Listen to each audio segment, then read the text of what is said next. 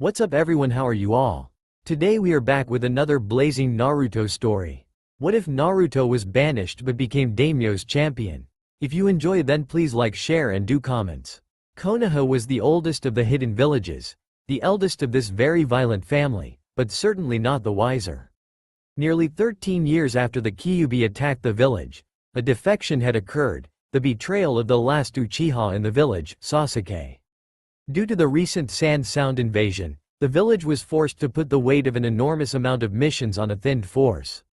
Ninjas that were used to have time and lounge a bit in their free time were suddenly forced to work day and night to ensure the village still appeared strong to the other powers. This sudden drop of the ninja presence in the village left plenty of occasions for the deserters, and Sasuke Uchiha took one such occasion. Because of this lack of experienced ninja, the Hokage was forced to send a squad of genin after the traitor and his unknown escort. It was an utter miracle that the Sound Four were defeated, and an even bigger miracle when it appeared that, despite heavy injuries and 2 near-death cases, there were no death. However, that was where the miracle stopped. Despite Uzumaki Naruto's best efforts, he failed, and Sasuke Uchiha left. Sasuke was viewed by the Leaf civilians as their little prince, and such an event did not sit well with them. In their rage, they did what they had done for the last 13 years.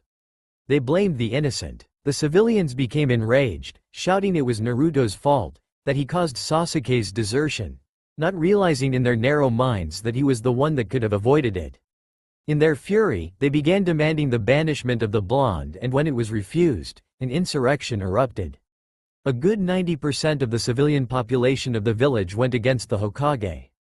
Drawn by the smell of blood, some ninja clans and shinobi of various renown came to support the motion, putting Tsunade in front of a full-scale revolt. At first, she began to repress the insurrection, but defections inside the Anbu forced her to bow to avoid the civil war. She was the one to tell Naruto of this, to tell him that, in order to save his life, she had to crush his dream. Tsunade was the first to admit that it was a bitter defeat, and Naruto had completely collapsed when he heard that. It was grief-stricken that Naruto had been released from the hospital. Jiraiya soon came to him with an offer. He would take him as an apprentice, make him stronger than any ninja in Konoha, so powerful that they would be forced to beg him to come back and make him Hokage. Of course, Naruto knew it was his only sliver of hope, so he went for it without any second thoughts. However, the village wasn't finished. A particularly vicious Jonin with some skills in Fuinjutsu decided that banishment was not enough. So he captured Naruto, tortured him for hours, and then crushed his last hope by sealing off all of his chakra permanently. The seal had been engraved in his blood using a forbidden and particularly painful ritual, and even a seal master as experienced as Jiraiya could do nothing about it. Kakashi, which was in the village in between mission, was the first to find Naruto after he savagely murdered his tormentor. The blood-covered blonde was crying in a corner of the basement of the Jonin, crying over the dream that had been taken away from him once again. Jiraiya and Tsunade did not know what to do anymore. Naruto was going to be banished, and now he didn't even have the means to defend himself. 2 days before the banishment, while they were desperately trying to find a solution, Naruto beat them to the punch, deciding to leave the village on his own and disappear. The shattered blonde was walking through the village, walking slowly to the gates, so focused that he became oblivious to the taunts and insults sent his way. As he walked through the market, the villagers did one last mistake. A villager, out of spite, threw a knife at him. Without even looking, Naruto blocked it in between his fingers.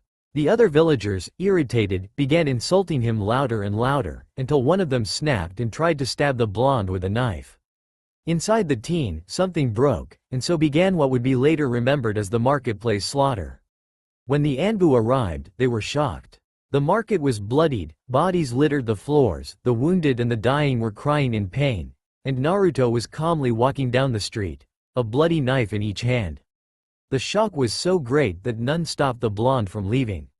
As Naruto disappeared behind the horizon, the village realized what happened, how a seemingly harmless child had slaughtered over 50 people, how he could have done so for years, how he just went with pranks.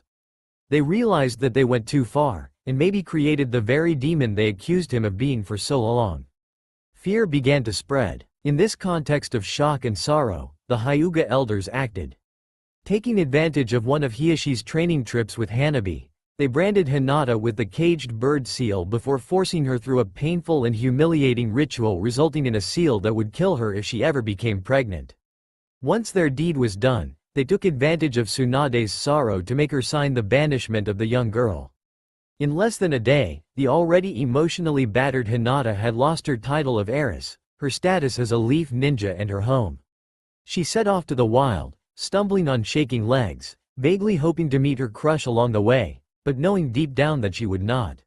When Tsunade realized what she had signed, she frantically tried to erase the act, but it was too late. When Hiyashi came back with his youngest, he was met with the news. His first reaction was to ask coldly if it was a joke of any kind, but the Hokage's red eyes told him otherwise. Slowly, realization and horror dawned on his usually impassive face. Hanabi, shocked, asked her father what would happen of his sister, but Hiyashi did not answer with words, but with tears. 2 days later, the elders were executed in front of the whole clan by Hiyashi himself. He then quickly sent as many search teams as possible to find his daughter and bring her back, hoping that Jiraiya could get rid of, at least, the degrading seal that prevented her from giving birth.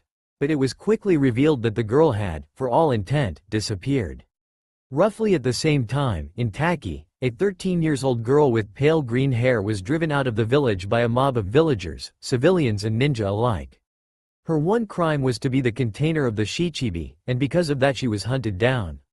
It was, sadly, quite a common occurrence in her life.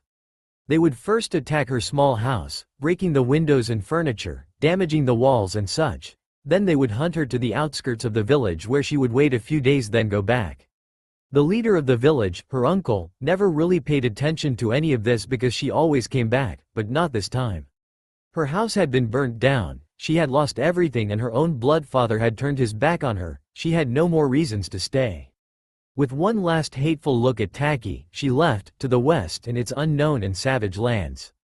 The night had fallen on the palace, engulfing the throne room in dreadful shadows. A man stood there with 8 guards around him, frightened. He was not afraid of the guards but of the shadowy figure seating on the throne, only their feet visible. Why, you can't do that. You can't. I'll have you killed if you even dare to think of that. Threatened the man, but it was for naught, his voice too laced with fear. The person on the throne made a motion of their tiny, delicate hand, and 3 corpses fell from the ceiling. The man was now visibly shaking. No, I'll give you wealth. I can give you anything. Even you must need things I sell. The sound of snapping fingers was his only answer as a guard drew his sword. I don't want to die. For the first and last time, the man heard the voice belonging to the occupant of the throne, strangely calm and gentle, but laced with overwhelming authority. I am an empress. My word is law. A sword cut through the night, and silence fell on the palace again. Naruto was sitting, looking at the ocean, like he so often did during the last 6 years, his memories passing before his eyes. After his painful banishment and last act of violence, he went to Wave and settled there. Of course, the country had been enraged with the way Konoha had treated him and reacted accordingly by shutting all trade agreements with Konoha and severely reducing their trade with Fire Country. The entire country stood by his side, never moving, not even when he revealed everything about the Kyuubi. The argument had been closed when Tazuna bellowed that demons don't help people. With Wave's newfound freedom came a little bit more of comfort. During one of his afternoons at the port, helping the fishers, Naruto asked one of them why they didn't traded with countries other than Fire Country since they were ideally placed to reach Tea, Lightning and Water Country. This led to a council from the mayors of the country, and then the creation of a trade port to test the idea. Within the first month, the port had been flooded and money had flown into the country as it evolved into a trade platform of great importance. With the money came luxuries the country could not afford before, like a large library. Naruto had spent all of his free time in the library, doing something he never did in the Leaf: learning. During his years, he had accumulated an impressive sum of knowledge. People began to come to seek advice 3 years after he left Konoha, and he had seen quite a lot of people. Envoys from several curious daimyo, traders and even his former teammate Sasuke. The blonde smiled amusedly thinking of their 2 meetings. The first was soon after he killed the snake that trained him and the Avenger didn't ask for any advice, and the second had been soon after he learned the truth on his brother and this time he did seek advices. The true leader of the Akatsuki went to him, to capture him he said, and cynically offered him the occasion to advise him. He had exposed his plan, expecting the usual moral arguments. But Naruto had moved past the point where his arguments were fully moral. He had calmly explained why his plan was useless, how it would only delay the wars, how it would bring unnecessary and useless pain to the world, how his inheritors would fight over the power left behind. The masked man grew more and more fierce, trying to defend his idea, only to see it methodically shot down. In the end, he left, defeated and disillusioned, his only determination left being to tell Sasuke the truth and die by his hand. Before he left, he gave Naruto a present that he didn't await it anymore, the name of his parents. The information left him moping around for some time, but in the end he got over it and went on with his life. Soon after, Sasuke came to see him again. He was lost, he didn't know who to hate or what to do anymore. He told his former friend everything. How his clan betrayed Konoha and how Itachi killed them to save the village. Naruto's answer was to find Itachi, talk to him, and maybe find a way to bring him back to Konoha while clearing his name, but he warned Sasuke that it would be at the cost of his clan's honor. 3 months later, Sasuke had surrendered to Konoha and revealed everything of the Uchiha revolt. Itachi had been called back, decorated for his service going beyond what could be normally asked, and due to the population pressure, Sasuke had only been condemned to 2 years of jail. Soon after he had surrendered, Tsunade and Jiraiya came to see Naruto with those of the rookies that did not thought ill of him and were free. After the Kyuubi issue had been made public knowledge, they were a handful. Shino didn't speak much, but what he said was meaningful. Lee had been as exuberant as he remembered him to be. Neji had been warmer than anyone would have thought and, surprisingly, Shikamaru had been quite excited to see him again. Among those that weren't there, Shoji didn't exactly knew what to think of him. Sakura was too ashamed to see him. Tenten didn't really knew him. Ino was completely freaked out by the Kyuubi. As for Kiba, he was putting the responsibility for Hinata's banishment on the blonde's shoulders. Thinking of the Hyuga heiress, Naruto felt his old heartache come back. Even in Wave, he had heard of the banishment of the Hyuga heiress and had quickly set off to find her. 3 months of intense research had led to nothing, and when he came back, he was crying softly. Only then had he learned she had been banished for standing up for him. It was still something he would cry over. Feeling a presence behind him, Naruto looked above his shoulder curiously before smiling warmly at the Iwa-nen. Namikaze-sama, Tsuchikage-sama and Reikage-sama are waiting for you. Oh come on Ryu-san, I already told you, no need to go with the sama thingy, I'm just an ermit. Yet you already avoided a major conflict and 2 minor wars. Ah, yeah, that. Oh, well, let's go. A-san is not the most patient guy ever, and it's worse when B's around. Getting up, Naruto dusted his beige coat. Underneath it, he wore a dark blue kimono and black sandals. His hair had grown wilder with the years, showing more his lineage. The 2 men began walking toward the town hall, where the 2 Kage were waiting for Naruto. It had been quite a surprise to the blonde when the Reikage had sent an envoy asking for his mediation during a political conflict with the Tsuchikage, and even more of a surprise when Onoki had accepted while it was evident his father was the Yellow Flash. In the end, everything worked out fine and a bloody conflict was avoided. Following this, several small villages asked him the same and Naruto managed to avoid some more wars. Right now, Naruto had been asked to be the witness of the peace treaty between Kumo and Iwa, an achievement he was very proud of. As he came inside the building, he had the pleasing surprise to see that A and Onoki were talking together, mostly complaining about paperwork, while in a corner, Kuritsuchi was shamelessly messing with a Kumo Jonin. Seeing the blonde was there, the 2 leaders stopped talking and smiled contentedly at him. Ah, so you finally decided to join us. Tired of watching the sea? Hey, never. But if I left you 2 unattended, you would probably come up with some evil plan to get rid of the world's paperwork. And how is that evil? Dunno, but I'm sure you could make it evil. A burst into laughter, slamming a hand on Naruto's back, who didn't even flinched. Alright Namikaze, ready to sign your first peace treaty? You make it sound like there will be more. Hey, you managed to erase the tensions between Kumo and Iwa, young man. With that mind of yours, I'm willing to bet you could even bring peace between my village and Konoha. It would be ironically fitting considering who your father was. Yeah, well maybe another day, for now we have a treaty to sign. With a nod, the two Kage took their place and signed the treaty. It was then Naruto's turn to do so. With this treaty, a new era was beginning, and maybe peace would come forth. After such a short act, they all felt a sense of accomplishment completely disproportionate, but they didn't care. An overly enthusiastic A asked to the mayor, Tazuna, if they could stay here to celebrate a bit, which was of course accepted without any complaint. Naruto and the others then left the building, only to be welcomed by a surprising, and for the two leaders, angering view. Two peoples, a man and a woman, wearing the cloak of the Akatsuki. Immediately, the two leaders were ready to fight, but Naruto stopped them. No, there will be no fighting. What, are you kidding? They're here for you. He is right, young one, they will kill you. I don't fear death. You can all calm down, we are not here to fight. Uneasily said the woman. The Iwa and Kumo nin, relax ever so slightly and studied the two Akatsuki before them. The man was a red-headed middle-aged man and the woman had blue hair with a piercing in the lower lip. Naruto faced them with a smile. Well, if you are not here to fight, then maybe you would like to ask for an advice? How? Excuse me, sir? I quite didn't catch that since you were whispering. Naruto asked sheepishly. How can you, with just words, swat away decades of hatred? How is such a thing possible? At first, everyone was silent, but a sad smile appeared on Naruto's face. Then you must be Nagato and Konan.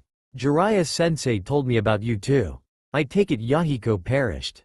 It is sad. Sigh, such a question cannot be answered quickly. Come, we will be more at ease to talk around a cup of tea. But I must ask one last thing. Turning to the two leaders with hope in his eyes, the blonde asked the question he ever asked when either of them came nearby. Do you have any news of her? Onoki only lowered his head with a sigh while shook his head solemnly. I see. Once again, thank you for your continuous efforts. Bidding his farewell, Naruto led the leaders of AIM to his house, a small house that reflected the way of life he chose to adopt. Sitting them at the table, he quickly prepared some tea, before beginning to answer their question. When they left the next morning, Nagato was humbled in many ways. While the Akatsuki leaders were crossing the bridge, Naruto saw a familiar silhouette coming toward him. Sending a surprised glance at the two AIM nin and returning an uneasy greeting, the black-haired Konoha Jonin continued on his way. Sasuke had changed a lot, and that was seen in both his attitude and clothing. He was now wearing proudly his Konoha flag jacket, a black haori bearing the Uchiha crest on his back above it and a sword strapped to his back. As he reached Naruto, he greeted him with a warm yet hesitant smile. Naruto, Sasuke, I think I know why you're here. You want me to go back to Konoha? Yes. It's your home after all, you belong there. No, I don't. This village has insulted me, ridiculed me, tortured me and broken my one dream, twice. And now that my father's name is known, they want me to go back? No. Besides, here I can make the difference, I can bring peace. Are you sure? Hell yeah. Just yesterday I signed a peace treaty between Iwa and Kumo. Isn't that awesome? Asked Naruto with one of his biggest grins. Sigh, it will forever be beyond me how you can swing from dead serious to overly happy in just a second. But that was not what I meant. I know, but I will stand by my decision. My friends know where to find me and they can come whenever they want. Even Kiba came by. It was to break my face but, oh well. I always healed fast. Is there any way to make you change your mind? Tell me Hinata-chan is back in Konoha and I just might think about it. Said Naruto, looking away. That's not funny. That's not a joke. Seeing his friend's seriousness, Sasuke's head dropped. Naruto, nobody heard of her in 6 years, and she wasn't that strong. I know it's hard to accept but she's probably dead. I know. And you will let that hold you back? That's not the Naruto I know. That Naruto died 6 years ago. Do you really think you could know the new one with barely 3 meetings? One thing is for sure. You change. Yeah. Oh, but where are my manners? You never had any. Well, that changed too. Come on, let's go to my house. Naruto then led the Uchiha to his house, light talking keeping their minds distracted along the way. Far from there, to the west, in the capital of a young empire, a blue-haired beauty awoke to the peaceful face of her mint-haired lover. Like her, she was from the east and had been thrown out of one of the hidden villages. They formed one of the most unlikely couples. The strong-willed container and the once meek heiress. But Hinata was far past that point. Her banishment had made her bitter, her inability to bear life making her even angrier. She had met Fu on the way to the west, and they became friends due to shared pains and the fact Hinata didn't cared about Fu's Biju. They grew closer in the west, and quickly an objective came to their minds: unify the lands to help its people. For 4 years they had battled the warlords that ruled these lands and had won many victories, until finally an empire was born. Fu was the first general, and an exceptional one at that. She knew how to motivate the troops while still being able to negotiate a treaty on the fly. Hinata, on the other hand, was the real leader. She was the initiator of the Unification War, and many battles had been avoided when her voice rang. She was told to be able to bend even the most stubborn to her will with words alone, and she had an incredible talent to manage complex tasks. During the war, Fu and Hinata had grown even closer, until they became lovers. It was after an awfully bloody battle. Fu was depressed, and Hinata had tried to comfort her. After Fu's cries died down, they had stayed looking at each other's eyes for several minutes before kissing softly. Since then, they stood at each other's side, supporting their lover with unshakable faith. The young empire prospered under Hinata's rule and peace was reigning over the land. Now, it was time to look to the east once more, to look for her old crush, and maybe see if he could be more. Fu knew that Hinata's feelings were still strong for the blonde.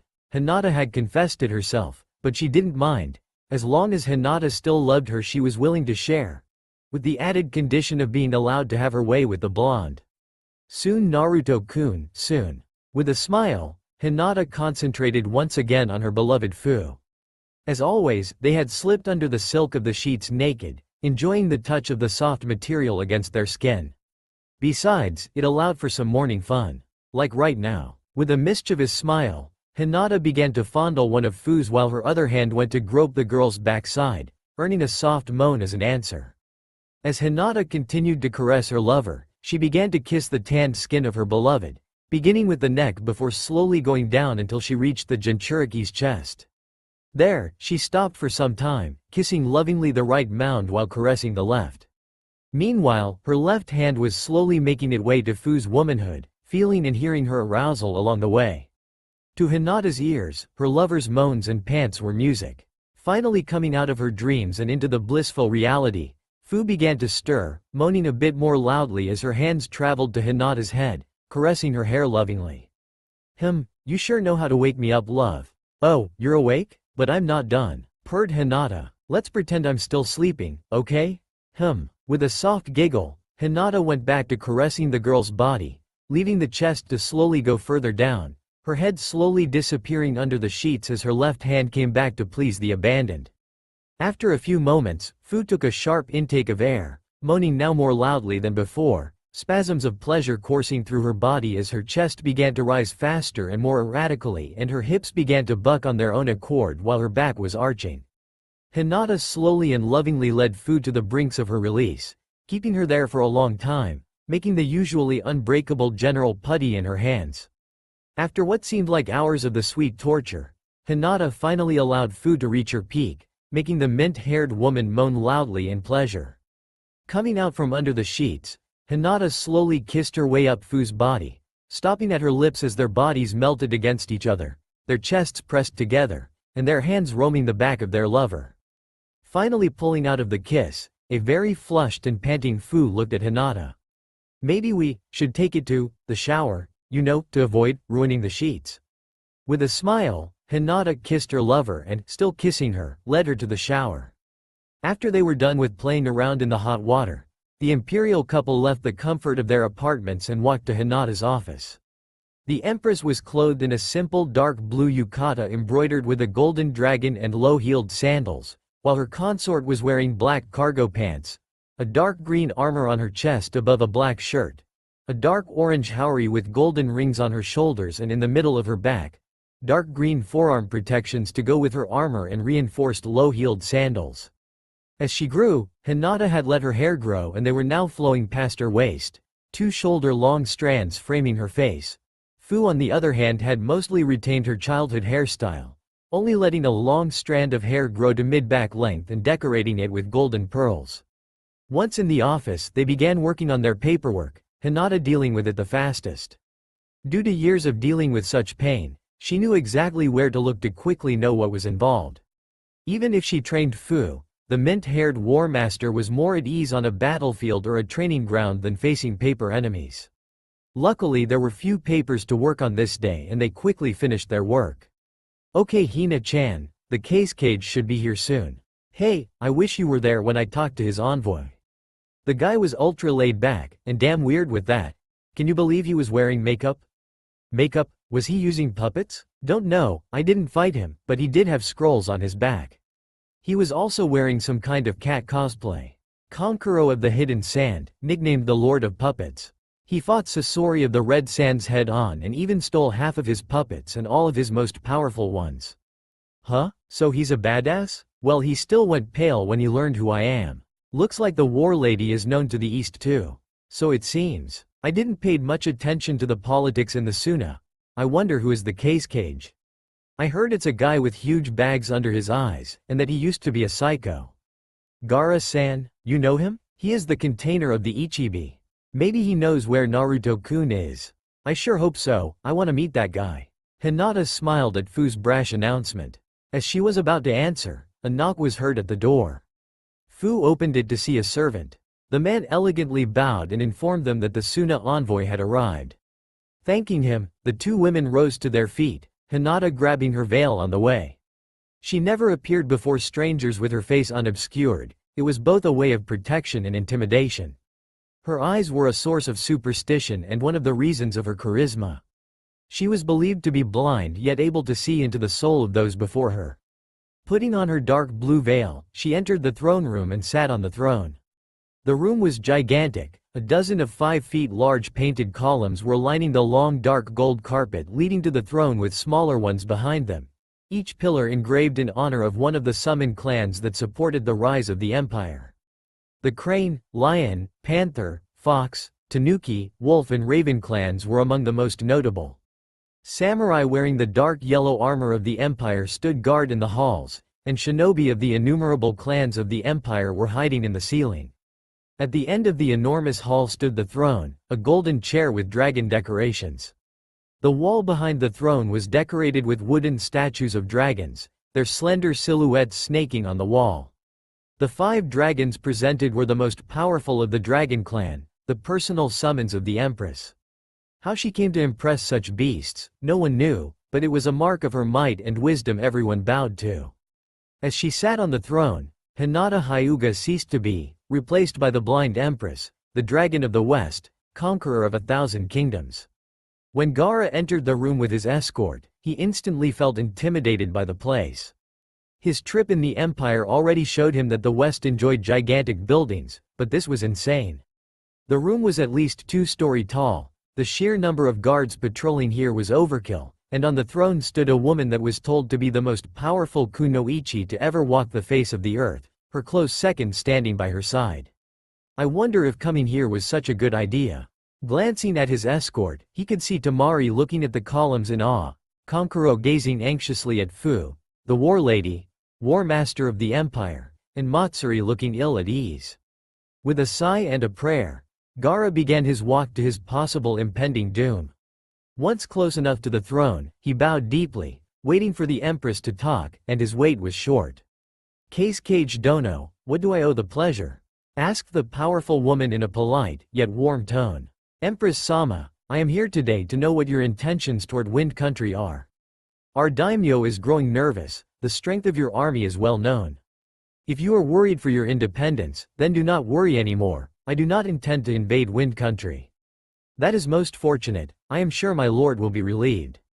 Perhaps trade agreements would help cement the peace between our countries? We are most interested in the goods from the West. Trade is always welcome for it ensures peace. Hinata smiled behind her veil. She had them just where she wanted and it had been easier than she had hoped. Someone would have to go to Wind to negotiate those treaties, which in turn would give Hinata a good insight of the politics of the East without revealing herself too much. With a small wave of her hand, Hinata motioned Fu closer and, once close enough, began to discuss quietly with her. After a minute, Fu left the room. My right hand, Fu, will accompany you and represent me in those negotiations. She will be ready shortly and you can then leave at your convenience. Though, I would be most pleased if you stayed a bit and enjoyed the facilities at your disposal. Gaara bowed, thanking the empress. After 5 years of politic, he knew how to discern a polite dismissal and a gracious invitation, and this was definitely the later. He kept replaying the exchange in his head as a guard led them to their apartments. Once there, he sat down in a very comfortable armchair, sighing heavily. Immediately noticing, Matsuri went to the young Kage, worried. "Gaara-kun? What is it?" She was pleased enough to invite us to stay as long as we want. I said something that satisfied her greatly and I just can't put my finger on it. "You think there's something fishy?" asked Kankuro, still clearly nervous. "I'd be careful with these guys. I heard the Empress can summon dragons and that the war lady managed to defeat one in duel. That's a show of power, not of subtlety," remarked Tamari. "Is there any other thing we should be wary of?" "Yes sis, there is. The Empress is sending us a Jinchuriki that is actually in good terms with her Biju. She can take the Shichibi's form anytime she wants if our reports are accurate." "Oh, that's bad, but she is supposed to negotiate a treaty, right? What would be the point of lying on that? If they want to invade us, wouldn't they first try to intimidate us into giving in?" "That they would," said Gaara. "The Empress wants this treaty. But not for trade alone. Could it be she is interested in the East? But if so, why not directly invade it? Perhaps it is knowledge she seeks. In any way, I don't think we have to worry about a war. My instinct tells me she has nothing against the sand. She will leave us at peace. At least for now. Sai, we might as well do what she said, enjoy the facilities. I saw a fine restaurant on the way, would you like to try it, Matsuri?" "Oh, I would love it," answered a blushing and smiling Matsuri. Gaara let a rare smile spread on his face as he offered his arm to the woman and began to lead her away. "Well, I'm gonna see if they have hot springs." With that, Tamari took her leave. Might as well see what they have to eat. And with that, Kankuro left the room as well. The Suna delegation stayed in the Empire for 3 days before beginning their journey back to the sand with Fu and an escort of the best soldiers of the Empire. There were 4 soldiers with Fu, 1 man and 3 women, all bearing the crest of the Empire, a coiled dragon, on their armor. This of course made Kankuro very nervous, especially considering that Fu and her escort weren't talking much. But that was not enough to stop Tamari. As the night fell, they reached the border of Wind Country and quickly set up a camp. Tamari, unable to hold her curiosity any longer, asked the question that was running through her mind. "Fu-san, you seem ill at ease, is something bothering you?" This instantly made Gaara cringe, fearing that the war lady would feel insulted by the lack of a respectful honorific. Instead, Fu just looked a little more pissed. "You kidding me? Of course there's something bothering me. While I'm away I can't be with my girl." "Your girl?" asked Tamari, lost between amusement and surprise. A gigantic grin began to spread on Fu's face. "Yeah, the hot lady on the shiny chair." At this, all of Suna's ninjas stopped, looking at the mint-haired girl with shock written all over their face. Even Gaara had lost his impassibility as nervousness began to take him over. "She's the Empress's lover, if anything happens to her, I'm losing my head." "What next? She's going to say she's here to abduct someone?" Matsuri, who was finally coming out of her shock, began thinking back to what Gaara had said a few days earlier. Fu-sama? Chill out girly, I'm not so formal." Very well. Fu-san, Empress-sama could have sent anyone of some trust to negotiate such treaty. If it's not asking too much, could you tell us why she sent you instead?" "Simple, kiddo. My hottie of an empress knows someone that we suspect is in the East, so I'm gonna look around. If I find something on the guy, and I see him, I'll jump him, tie him up and bring him back to the Empire so we can have our way with him for a full freaking week." Matsuri and Tamari quickly blushed a deep shade of red. Gaara face palmed, chastising himself for asking it, while Kankuro muttered, "Lucky bastard." Meanwhile Fu's troops were laughing slightly, clearly used to their leader's antics. Matsuri, finally registering how she had been called, answered back slightly irritated. "I'm not a kid." To everyone's surprise, Fu's expression went from an amused grin to a much more subdued one. "Have you already had to kill 2,000 men to ensure peace?" Matsuri, shocked, could only shake her head. Fu, with a pained and tired smile, looked at her. "See? You still got some of your innocence, so you're still a kid. And I hope you never lose it completely. Because there's no going back." Silence settled on the camp. Of course the Suna ninja knew some veterans of the past wars, but they couldn't really relate much to them. And here, before them, was a woman no older than them that went through the horrors of war and far worse. It was unsettling, to say the least. Tamari, wishing to change subject, went back to what Fu had said. And that guy you're looking for, do you have a name or something? Maybe we can help. No offense, but we're not allies yet. Besides, that would give way too much leverage on the Empress. Add to it the fact that our guy was a tad bit wanted last time my girl heard of him. I'm sure you can understand why I don't really want to talk about him openly. Now Fu was a bit better but still way more collected than she used to be. What do you mean, wanted? Is he a criminal? Asked Matsuri, now wondering why the Empress would know such an individual. No, not in the least. Even if, for some, his very existence was a crime. At this, Gaara immediately tensed. He is a Jinchuriki, just like the two of us, isn't he? Fu barely nodded. It was the last time she talked that night as she lost herself in her thoughts. The wind Daimyo was shifting uneasily on his seat. Seated in front of him was Fu, smiling as ever with a dangerous spark of mischievousness glowing in her eyes. The man hoped for a trade agreement, but he was not prepared to meet an envoy from the Empire so soon, and the woman across from him was fully aware of that. The funniest of it all was that he had Gaara to thank for putting him in such an uncomfortable position since he accomplished his mission. Finally deciding to act, the daimyo turned toward his military counterpart. Thank you Kage Dono, you did very well. I will not hold you any longer, as I am sure you are very busy taking care of Suna. Gaara knew a dismissal when he heard one, and this was one of the coldest he ever heard, but then again, this man would be nothing without the constant work of his troops. With a polite bow, Gaara left the room. Turning back to his guest, the feudal lord noticed that her expression had shifted to annoyance. You know, if you treat your troops that way, they're bound to turn against you. Maybe you should take a few lessons in management. The daimyo sat there, bewildered, before growing very cold. You should learn some respect, girl. Be sure that I will mention your behavior to the Empress. At this, to his dismay, her smile came back even wider. Well, don't mind me. Feel free to do so, she'll forgive me after some hot, sweaty, fun. Said Fu, almost purring the last part. Hearing that, the man's first reaction was to look at her with saucer-sized eyes. Then the implications dawned on him and a look of horror made its way onto his face. She's the Empress's lover. With such a relation she could get away with anything. It was at this point that Fu decided she had had enough fun and that it was time to get down to business. Alright, I'm here to negotiate trade agreements, so let's go with that. First, I'll need to know exactly what can be sold between our countries. You know, the usual. Raw materials, craft products, those kind of things.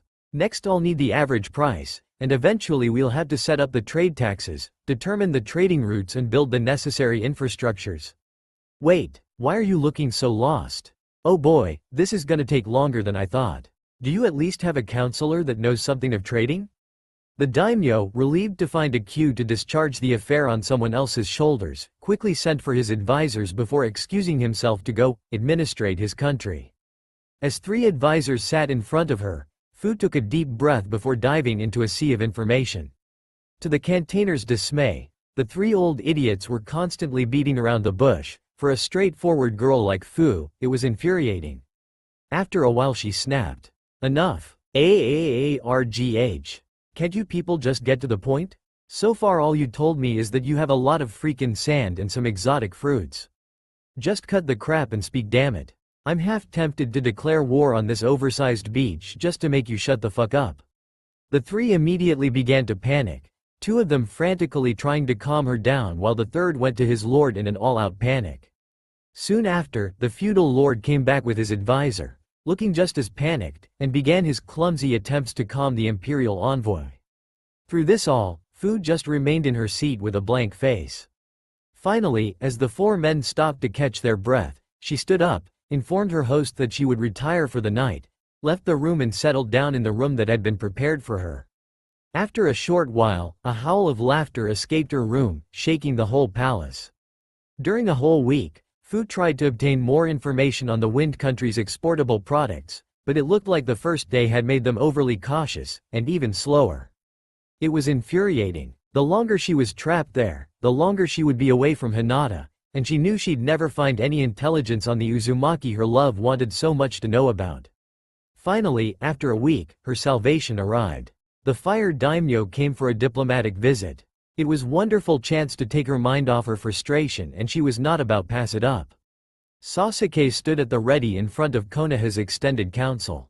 Normally, only the most important and experienced shinobi would gather, but since it was an extremely important affair for the whole village, Tsunade had permitted the civilians to attend too. They all sat in an eerie silence, waiting for Sasuke's report, hoping for the best, but knowing that he had failed. Finally breaking the silence, the Hokage spoke. So? He refused. Sighs of sadness were heard, some gritted their teeth. Tsunade was at loss of words, but she needed to know. But why? Doesn't he want to be Hokage?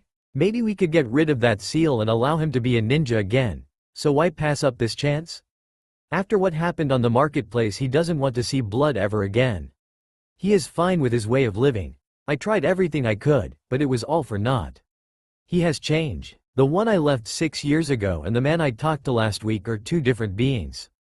Uzumaki Naruto was brash, obnoxious, sometimes idiotic and overly enthusiastic.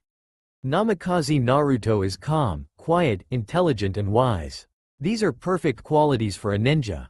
Why does he refuse to return? Asked a civilian counselor. Because of the past and the future. He still resents the village for the way he was treated and feels we are being hypocritical to call him back now that his father is known. He also believes he can help bring about peace from where he stands and that joining Konoha would be wasting such an opportunity. When I arrived, he had already signed a peace treaty between Iwa and Kumo, and when I left Kusa and Aim were requesting his mediation to settle a dispute without bloodshed. He does not wish to fight anymore, he wishes to avoid conflicts. Is there any way to convince him to come back? Asked Choza Akamichi in desperation. There is only one. Everyone perked up, looking intently at the Uchiha. And, what is it? Find Hyuga Hinata. All hope was crushed and everyone looked down in despair. Except one man. Has he any information on the possible whereabouts of my daughter? I do not know Hiyashi-sama.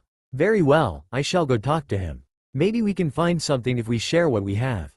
Grabbing his cane, Hiyashi stood up with difficulty, his daughter Hanabi quickly coming to his aid. Hiyashi, in desperation, had joined his clansmen in the search of his eldest and, following one of the few leads they had been injured, his right leg crushed under tons of rock. His search had taken its toll on both his body and mind, leaving him with premature wrinkles and long strands of white hair. Though his search had been a failure, though he had no more leads, though every single one told him it was probably too late, he never lost hope. Sume looked at the prematurely aged clan head with pity in her eyes. Hiyashi, she's probably dead. Just stop hoping, it's becoming an obsession. At that, Hiyashi just scoffed. She is not dead. She is strong. I may not have seen it at the time, but to withstand all of the abuse these traitorous old monkeys bestowed on her and still manage as she did, she has a rare strength. Besides, she is just like her mother, gentle but unyielding.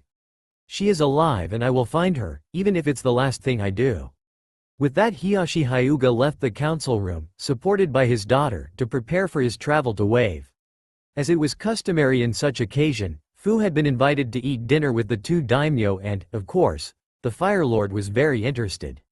The Western Empire? Incredible. I heard many rumors on this place. Is it true that the Empress is a ninja capable of summoning dragons? That's true. Some were really arrogant, but she quickly put them back into place with a simple glare. A simple glare? Yep, she glared down a 50-foot-long dragon. I know it's incredible, and I wouldn't believe it either had I not been there myself. How fascinating. I also heard she is blind yet can see in people's souls. Well, that's something I cannot talk about. I have to keep everything about her eyes a secret. Oh, I understand. If I may ask, why have you come? I was sent here to negotiate a trade agreement but, well, let's say it hasn't gone as planned. Oh, I know what you mean.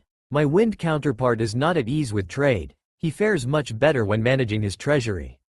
So he delegates the trade negotiations to his advisors, and, well, you met them.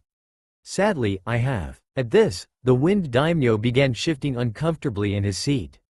Oh, but I have an idea. Turning to his host, the energetic old man smiled. Maybe I could represent both of our countries? We already have trade agreements, so I am quite familiar your country's products, and the prospect of trading with the Empire is quite exciting. What do you think, friend? Oh, that is a most excellent idea. I know I can trust you on this matter, and it will be most beneficial to both of our countries," exclaimed the now invigorated leader.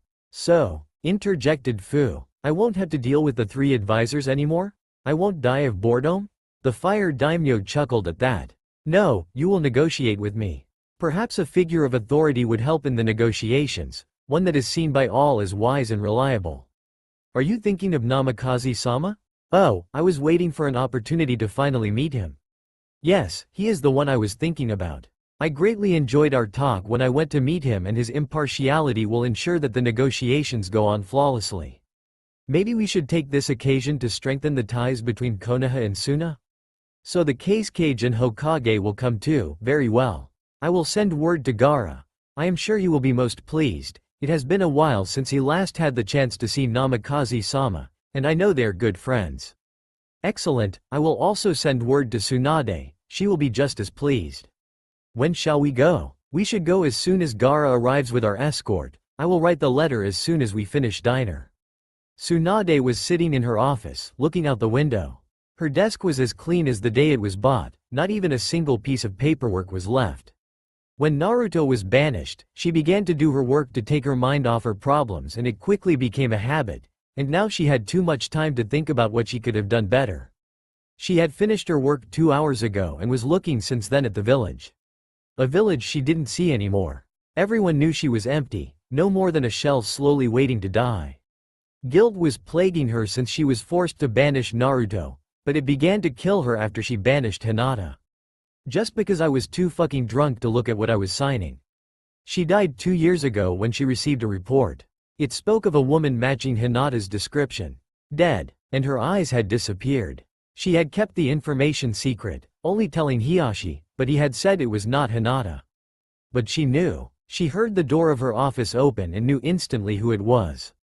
After all, she was the last to willingly enter the office, something not even Jiraiya was doing anymore. "What is it, Shizune? We received word from the Fire Daimyo. You are required in Wave. The Fire and Wind Lords will be there to negotiate a trade agreement with an envoy of the Empire and wish to take this occasion to deepen the alliance between Konoha and Suna." "I see. Any other requests?" "Yes. The message said to bring along representation from our major clans." "I see. I will prepare then. Tsunade-sensei, will you please tell me what's eating you? It's been 2 years. You should go. Take your day off." Without another word, the Hokage got up and disappeared in a swirl of leaves. Naruto expected many visitors. Ambassadors, mercenaries, repentant criminals, even some feudal lords. But not Hiyashi Hyuga. His very presence brought back the guilt he felt, and he couldn't bring himself to meet his eyes. The tea was now on the table, but no words were uttered. Hiyashi finally grew tired of the silence. "As much as I enjoy silence, I have not come here for that." "Then, if I may ask, what brings you here?" asked Naruto tiredly. This made Hiyashi quirk an eyebrow. "I heard you are searching for my daughter as well. I wish to compare what we know, perhaps it can give us a lead." Hearing that, Naruto immediately perked up, shame no longer in his eyes. Getting up at blinding speed, he went to his bedroom and opened his desk, quickly gathering what he had and returned to the living room. "This is all I have. I already investigated these leads, but maybe one of us has a determining element that the other lacks." To Hiyashi's pleasure, the young man was showing great dedication at finding Hinata. As they compared their leads, they found most of what they had, they both knew. However, little details seemed to indicate a general direction. To the west? Why would she go there? Wondered Naruto aloud. It was nothing more than a gigantic war zone at the time. But the blind empress rose soon after. Maybe she sought solace in the newly created state. If so, then we must seek an audience with the empress. "I will not leave my child in pain. These seals must be dealt with." "But, father, what if she doesn't want to come back?" asked Hanabi. "She is still technically banished, so she is free. But I at least want to free her of her seals." At that moment, someone knocked on the door. Quickly excusing himself, Naruto went to the entrance and opened the door. The fist that came through caught him square in the face, breaking his nose before the follow-up left hook sent him stumbling into the living room. Through the door came Inuzuka Kiba. Uzumaki, growled the feral-looking ninja. He had matured, but his hatred was still burning. Gone was the jacket of his childhood. He was now wearing black pants and sandals, the Konoha flak jacket with fur added to the collar and shoulders, his arms left exposed. Before he could make another move on the blonde, Hanabi blocked his path. "What the hell is wrong with you, Kiba? Hanabi, you should be with me, not protecting him. It's his fault that she's been banished." "No, it's not. I already told you, he is innocent of our elder's cruelty." Before Kiba could retort, he was suddenly jerked back, taking a fist to the face from an angry Sakura. Out of respect for the house, though, she controlled her strength. "You bastard, how dare you? He is just as much of a victim as her." Shoving Kiba out of the house, she went to Naruto, who was nursing his nose, grunting in pain. Cracking an eye open, Naruto looked at his former teammate. "Oh, hey Sakura. No need to worry, I heal fast. Besides, he's right." "No, he's not. It is not your fault." Naruto stayed quiet while Sakura was tending to his nose, putting it back in place and healing it. Hiyashi, finally getting up, went outside of the house. Kiba's shouts were heard, followed shortly after by a powerful shockwave. When the clan head came back in, he looked slightly satisfied. "I, convinced? Kiba-san to leave you alone. He shouldn't pull that kind of stunt again. Thank you for your concern, Hiyashi-sama, but I would have preferred it if Kiba was left unharmed." "Then you are an even bigger idiot than before." Entering the house was Shikamaru Nara. Gone was the laziness of his childhood, the Jonin was now full of determination. The Nara was wearing the regular Konoha Jonin outfit. "Hey Shika, guess I didn't change that much. So, why you all here?" The Nara could only sigh. "We were sent along with Lee, he is currently keeping Kiba at bay. The Wind and Fire Daimyo are coming here to deepen the alliance between the Leaf and the Sand and to negotiate a trade agreement with the Empire." "Heard of it?" Instantly, Naruto was on his feet, a spark in his eyes. "The Empire? This could be my chance." "Your chance to what?" "Hiyashi-sama and I crossed our information and we have a lead. Hinata might be in the Empire." Shikamaru just stayed silent, looking at the once proud blonde, seeing only a desperate and obsessed man. With a sigh, he exited the room. Naruto was feeling more tired than ever. Feeling a hand on his shoulder, he saw Sakura smiling hesitantly. "You know, she is a lot like you. So, she's surely out there, waiting for you." Naruto smiled weakly at his former teammate. "Thanks Sakura. I needed that." Now that the whole ordeal had been closed, Sakura seemed very uncomfortable, no wonder plagued by guilt. Naruto, wanting to relieve her of her burden, thought of the best way to do so. "Sakura, since you're here, how about we catch up?" Naruto was a little less cheery than he used to be, but still much more than how he really felt. The pinkette, guessing something was wrong, nodded her head in agreement. Motioning for her to follow him, Naruto led her to a nearby lake, talking lightly along the way. All the while, Sakura kept picking up signs that worried her and, once they reached the lake, the nurse in her finally took over. "Alright, cut the crap, what's gotten you so worked up?" For a moment, Naruto considered denying a new problem, instead he just collapsed, crying. Fu was feeling like she was alive again. After a whole week of staying still, she could finally move about and she would be damned if she didn't take full advantage of this occasion. But that didn't mean she would be rudely running around screaming childishly in joy. No, she was far past that. She would be flying. "Ah, I missed this." Before the bemused Daimyo, the mint-haired container was flying above the group, doing loops, spinning in midair, and all sorts of other acrobatic figures, all the while smiling and laughing. They had been walking for 3 days already and the imperial emissary had only touched the ground to sleep and eat. So it came quite as a surprise when they saw her land and begin to walk normally. The Fire Daimyo, curious, decided to inquire as to the reasons of this sudden change. "Fu-san, why are you suddenly landing? Are you feeling alright?" "Oh yeah, no problem, I'm fine," answered Fu, waving her hand dismissively. "It's just that Chome is getting pissed and wanted to sleep." "Chome? Yeah, the Shichibi. You, talk to your Biju?" "Why, yes. He's quite nice when you get to know him. He can be a bit grumpy but other than that, he's a fun guy." The Suna delegation was thrown off guard with that declaration. Yes, they had heard that the war lady was on good terms with her Biju, but to think they were actually friends like her words implied? It was unexpected and somewhat alarming. The daimyo however were more curious than frightened. Really? I always thought the Biju were bloodthirsty demons, some kind of divine punishment. Not at all, they are sentient beings, attuned to the energies of our world. In fact, Chomei told me the Rikudo created them from the original energies of a greater being, the Jubi. Fascinating. But then, why did Kyuubi attack Konoha? That's what's bothering Chomei. From what he knows, Kyuubi shouldn't even have been free. Answered Fu, becoming thoughtful. Gaara frowned and the daimyo looked at each other, troubled. What do you mean? Hashirama Senju gave the Biju to the villages as a mean to ensure peace, and from what Chomei managed to gather, Kyuubi was kept inside Konoha, sealed in Hashirama's wife, Mito Uzumaki. The Fire Lord's eyes widened at that. Did you say Uzumaki? Namikaze-sama is linked to the Shoden? Huh? How come? Naruto only recently took his father's name. Answered Gaara. Before, he was Uzumaki Naruto. It was only due to years of training that Fu kept her excitement at bay at hearing the name of Hinata's long-lost crush, instead taking an expression of surprise. Huh? But isn't Namikaze the name of the Yondaime Hokage?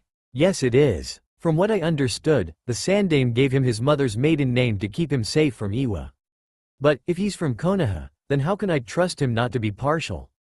At this, the Fire Daimyo lowered his head. Gaara clenched slightly his fist and all of the Suna delegation showed various level of anger or coldness. Yes, go with it, show to a foreign envoy how low this village has fallen. The reason is, Konoha banished him. What do you mean Daimyo-sama? Why would they banish their greatest hero's son? Even if they didn't know of his father, they would have probably seen some kind of familiarity. They should have seen it. But the boy was, still is, the container of the Kyuubi, and because of that the village hated him and mistreated him. They went as far as to seal away his chakra, destroying any future opportunity to ever use the ninja arts again. In the end, he became a wise man known throughout the elemental nations. He even became a hero in Iwa after he pacified their relations with Kumo. He even brought these two villages to sign a peace treaty. Wow, sounds impressive. At least I'll be able to relate to him. You know, the containers stick together thingy. Just to know, where's the guy living? In a small island nation, Wave. From what I gathered, when he was still a genin of Konoha, he and his team saved them from slavery at the hand of a corrupt businessman. He was so revered there that they even gave his name to the bridge that connect the island to the mainland. When he was banished, they took him in. Not caring of Kyuubi? No, they don't care. These people are truly admirable. Indeed. When shall we arrive? If we keep this pace, in less than a week. By now, Tsunade should be in Wave along with the heads of the main clans in Konoha and their heirs. I see. Haim will want to know about it. A Hyuga presence is bound to cause trouble. Though, if I know her, she would be capable of glaring down even the most hostile Hyuga, and if they try to use the seal, well, surprise. With a somewhat dark look in her eyes, Fu went on. As they crossed the bridge, Tsunade felt nervousness washing over her. She was determined to tell Naruto the truth, but how would he take it? She wondered if he even could accept it. Seeing the bridge the first time, she had been surprised to see its name. She had heard of Naruto's accomplishment in these lands but never thought he would be that deeply loved. Now, it was another reminder of her failure. Looking to the end of the bridge, she saw 4 figures standing at attention. As they came closer, she saw it was her student, Sakura Haruno along with Shikamaru Nara, Rock Lee and Kiba Inuzuka. Through the years, Sakura's choice of dress had changed. She now wore a red haori over her flak jacket along with black pants and low-heeled sandals, on her arms were only plated gloves, her hair gathered in a low ponytail reaching the middle of her back. Lee, though he kept most of his eternal green spandex style, now had a more weathered look, his face now more mature, metal plates protecting his forearms. Looking at the group, she could already guess that Kiba did something brash and idiotic. Finally nearing them, she saw Sakura take a few steps forwards. Report, ordered the Hokage. Hokage-sama, contact has been established. As expected, clan head Hyuga Hiyashi is present along with Chunin Hyuga Hanabi and is currently being housed by Namikaze Naruto. Hokage-sama, I must report that Chunin Inuzuka Kiba showed great hostility to the negotiator. Be more precise. He punched Naruto before any word could be exchanged. The glare Tsunade sent to the Inuzuka would have been enough to melt any lesser man, but Kiba had learned to resist long ago and only answered with a snarl. That is not all, Hokage-sama. What now? He informed Naruto of Iruka-sensei's status and the Ichiraku family situation, blaming it on him. The moment Sakura finished talking, everyone fell to their knees, trembling in fear. Tsunade was swarming the area with killing intent. The glare she sent to Kiba would have been enough to kill many weathered ninja. And the young Inuzuka would have died had he not faced already the legendary wrath of the Senju princess. But that did not stop him from cowering in fear. A year after Naruto's banishment, fear had dissipated, leaving hatred in its wake. On the first anniversary of the marketplace slaughter, a mob of grief-stricken villagers formed and attacked the Ichiraku ramen stand, Iruka being the only one to defend them.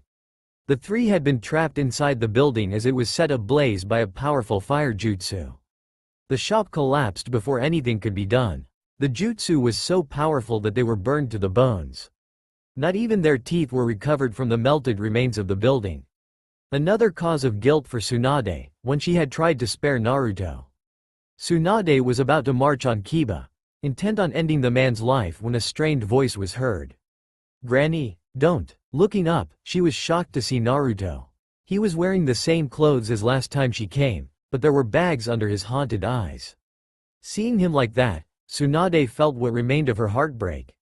The boy went through so much pain, and yet there were still some to inflict more suffering on him. And the worst was that Naruto would probably end up defending them.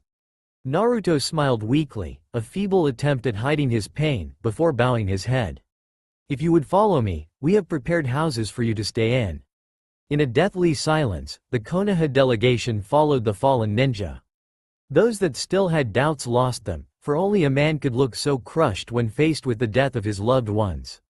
But Kiba stood his ground, unforgiving, failing to overcome the loss of his teammate, refusing to accept the fact that Naruto was a victim.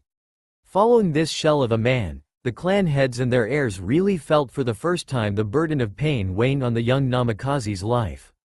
After a week of travel, the feudal lords finally reached Wave and crossed its colossal bridge.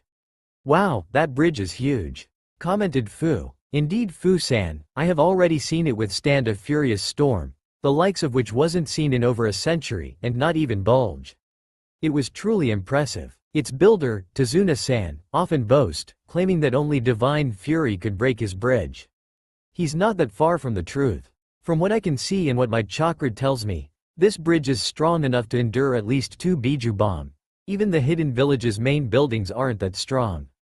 That's one hell of a piece of work." The elderly daimyo chuckled as he looked at the imperial envoy who was looking around curiously.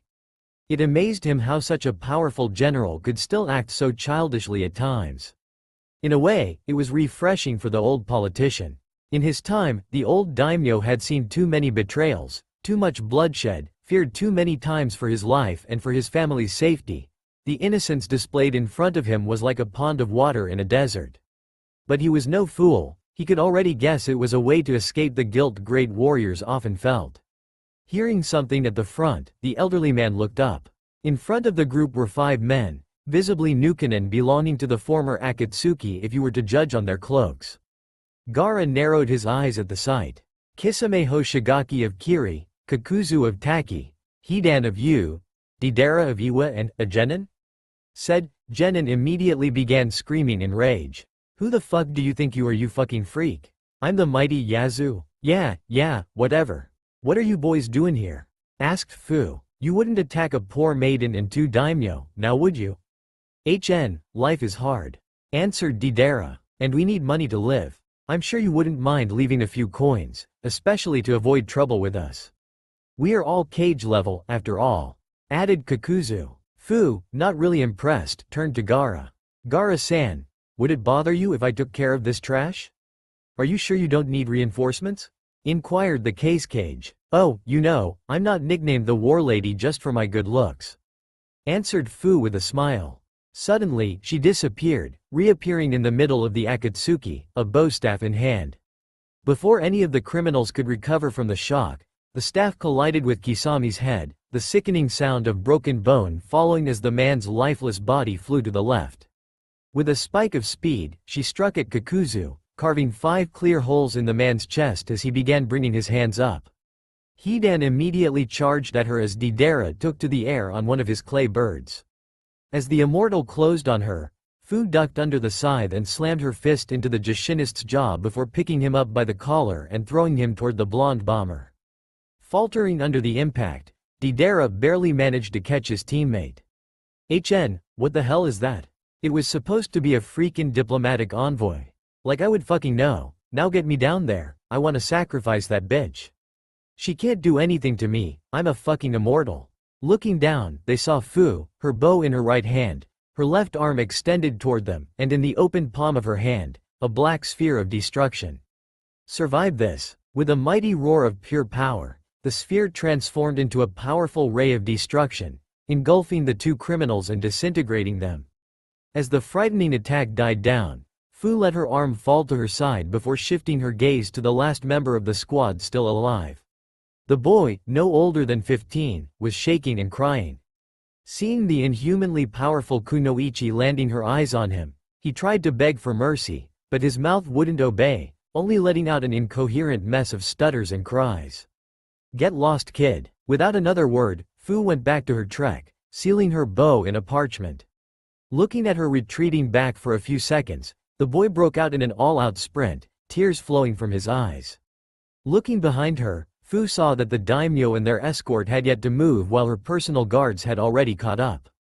With a cheesy grin, Fu turned to them. Hey, what are y'all waiting for? We gotta go. Finally shaking off their shock, they began walking once again, a quick glance to the side informing them that the mighty sword of the mist had already been retrieved and the bodies thrown into the sea. Passing the bloody spot with some uncertainty, they followed the war lady. Wave was usually peaceful, but what happened on the bridge put everyone on edge. The shinobi delegation of Konoha had gathered at the end of the bridge, anxious to know what had caused such a fearsome display of power. Looking around her, Tsunade looked at her troops. The clan heads hadn't changed that much in 6 years, but their heirs. Ino was now wearing her flak jacket, a purple skirt falling to mid-tight, fishnet covering her arms down to the elbow. Choji followed the Akamichi tradition, wearing mighty armor with plates added on the fabric falling on his thighs and back. Shino stood to the side, an open cloak showing his flak jacket underneath it, the hood obscuring his face, leaving only the lower part of his face visible. Heiress of the Inuzuka clan, Hana stood with pride, her 3 ninkin at her side. Not much had changed in the young woman, having only added a bit of fur to the collar of her jacket. Looking at her personal escort, Tsunade wondered if she chose wisely to keep this group united. Tenten looked battle-ready, but then again, she was Jonin. Wearing a traditional Konoha uniform, she looked deadly. Next to her was Neji, wearing a cream kimono, his forehead protector proudly displayed on his head. One would think such a state of dress would hamper his movements and make him less efficient in battle, but it was quite the contrary. Sasuke was there, having retired as soon as he returned. The youngest was the new representative of his clan. Hearing gasps of surprise, Tsunade turned to look at the bridge only to see the escort of the feudal lords coming their way safely. At the front was a mint-haired woman, probably in her late teens, walking toward them without a care in the world.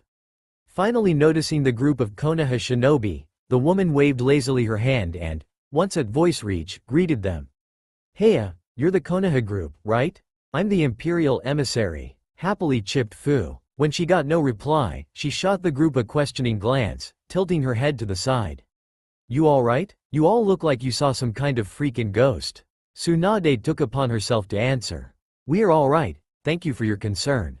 We, however, are worried about the explosion that happened not too long ago. Would you happen to know what happened?" "Oh, that. Don't worry, big booby lady, 'twas just my biju bomb," said Fu, waving her hand dismissively, shocking the whole Konoha delegation with the nickname she gave to Tsunade. Kiba snarled when he understood she was a container before muttering under his breath, "Fucking demon whore." In an instant, the bridge was flooded with hatred and fury as Fu jumped high in the air, bringing her staff down towards Kiba's head. Before the metallic end of the staff could shatter the head of the Inuzuka, another staff blocked it, the sound of the impact almost deafening. Landing, Fu glared viciously at the newcomer, snarling in anger. "Stand aside if you want to live. That I cannot do. I understand you must have suffered in your former village, but I cannot allow you to shed blood on this land. This island is a symbol of peace. I will not let blood tarnish it." Looking more at the man that blocked her, Fu blushed slightly. He was tall, with sun-kissed hair and deep blue eyes, 3 whisker marks on each cheek and an expression of calm etched on his face, though she could see he went through great pain recently. Bringing her staff back, Fu schooled her features. Very well. Out of respect for a fellow container, I will not kill this man.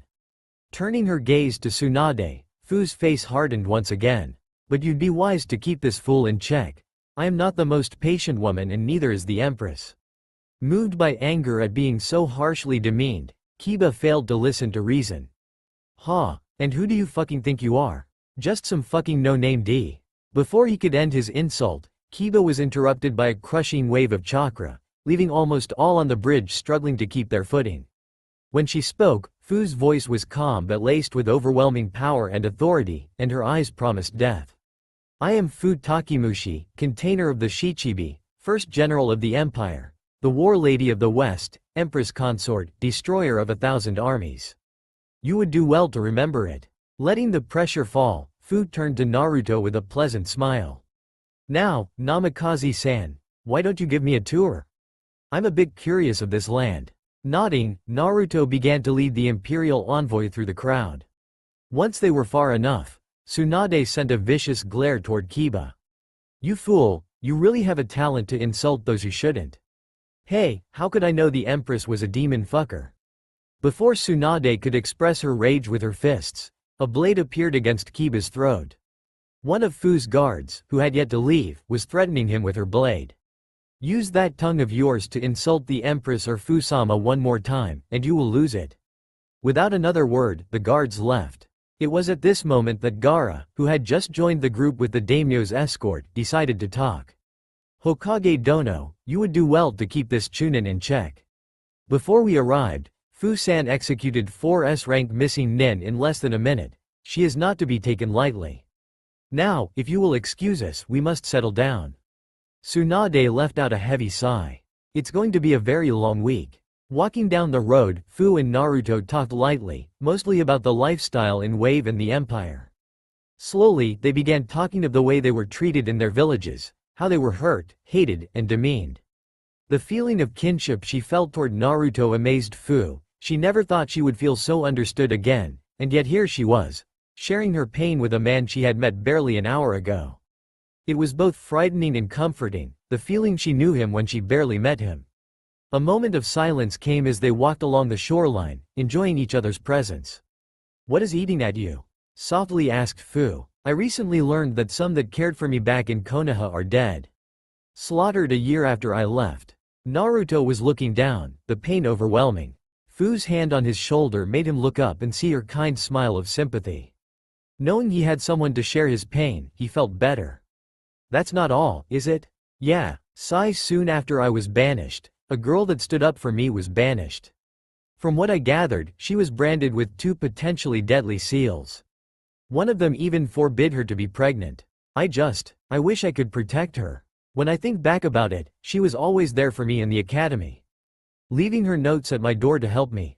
That kind of things. I even think, she was one of the few to leave me a birthday gift. When no one else would. Fu smiled gently. She knew who he was talking about, but she had to be sure.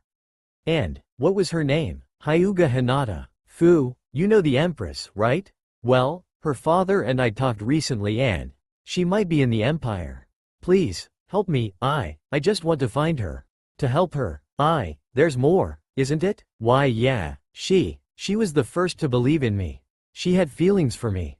If she still had them, then I want to see if it works out? Yeah, I'll see what I can do, okay. Naruto smiled his first true smile in weeks, genuinely happy that his hopes may not have been in vain. They walked a bit more in silence, enjoying the calmness of the sea and the warm feeling of belonging in their hearts. As they walked, they came upon a strange sight, Inuzuka Kiba and Ino Yamanaka talking quite animatedly. Coming closer, they realized they were so engrossed in their talking they hadn't noticed them. I mean, what the hell with you beating Naruto up? Even when I was freaking out about Kyuubi, I never blamed what happened to Hinata on him. Just leave me fucking alone. Hell no. I'm in charge of your mental health and comfort, so you'd better begin talking, dog boy. Arg, fuck. Sigh. I just can't stand it. He just goes on like nothing happened, like he doesn't give a damn about Hinata or Ruka-sensei. That just makes me want to punch him. Have you even seen him? I've been here for a week and I've already seen him cry at night 3 times. 3. Hanabi told me he had investigated nearly every lead on Hinata they had and even a few they hadn't. He even put 3 freaking villages on her trail. As for Ruka-sensei, he didn't know until you dumped it on him. Then, if his life is so goddamn hard, why doesn't he end it all? Why doesn't he just kill himself? It was at this point that Naruto decided to interfere, making his presence known. Because, Kiba, I cannot. Peace is like the bridge you crossed coming here. It must be built to protect the generations to come. I go on, not to satisfy my pride, but to avoid meaningless deaths in the future, to make sure no child will lose their parents in a war that could have been so easily avoided. Once peace is settled, if I fail to find Hinata, then I don't know, maybe. With a heavy sigh, Naruto resumed his walk, Fu at his side, leaving the 2 Konoha ninjas shocked. Looking at his retreating back, Kiba felt remorse and shame biting at his heart. I was wrong. You think he'll ever forgive me? I don't know. Try, maybe he will. Farther down the beach, Fu and Naruto came to a stop. With a heavy sigh, the blonde sat. Fu, I'm not even sure I'll find her. I don't even know why I keep hoping. Because hope is part of the human nature. It is one of the frailest things, yet it is almost impossible to completely kill. It does not embarrass itself with rationality, and neither does the hand of luck. She's probably still alive somewhere, waiting for you. Naruto smiled gratefully, his spirits at least a little bit lifted. Fu smiled back, speaking softly. Hey, you know what? I'll write directly to my girl, she'll help. Okay? Yeah, thank you. Fu unsealed a pen and a scroll and quickly wrote down her letter before summoning a little dragon, small enough to coil around her arm. The little reptile, seeing her, immediately began speaking joyfully. Fu-chan, what'd you want? What'd you want? I can help? Do you have candies? Where are we? Who's he? It's nice. Are there candies? Where? Hey now, calm down Kakeru-kun, you're being rude. Playfully scolded Fu. The little dragon seemed sheepish. Hey, sorry, Fu-chan. So, who's the guy? A friend, he's like me. Ooh, really? Say mister. Say mister. Which one do you have? Is it the ox squid thingy? No, I know. It's the psycho raccoon. No, the stuck-up ape. None of them. I'm stuck with the fox. The fox? But he's the meanest. Kakeru-kun, I called you for a reason you know? Oh, sorry Fu-chan. So what can I do? What can I do? Alright, give this to Haim, will ya? Yes sir. As it closed its paw on the parchment, the little dragon flew away in a flash, disappearing from sight at an incredible speed. Hey, funny little guy. He reminds me of one of the toads I used to summon. I miss them. Hey, no need to be gloomy, maybe I can help? Why can't you use ninjutsu anymore? A seal? Yeah, one that was imprinted in my own blood. Harsh, but I already broke one. Naruto's eyes widened as he looked at the mint-haired woman, not sure if he should believe what she said but unable to contain his hopes. You did? Yeah, but it's pretty painful, and you might need some time before you can actually use ninjutsu again. Breathing deeply, Naruto considered his options, thinking things over. He came to a conclusion fairly quickly. I appreciate what you offer me, but I'll refuse. I think part of why I am so respected is because I can't use chakra anymore. If I must sacrifice my comfort for even one unborn child's sake, I will do it gladly. Fu remained silent for a few moments before a sad smile came to her lips. You truly are an amazing man. To sacrifice yourself for strangers after all you've been through.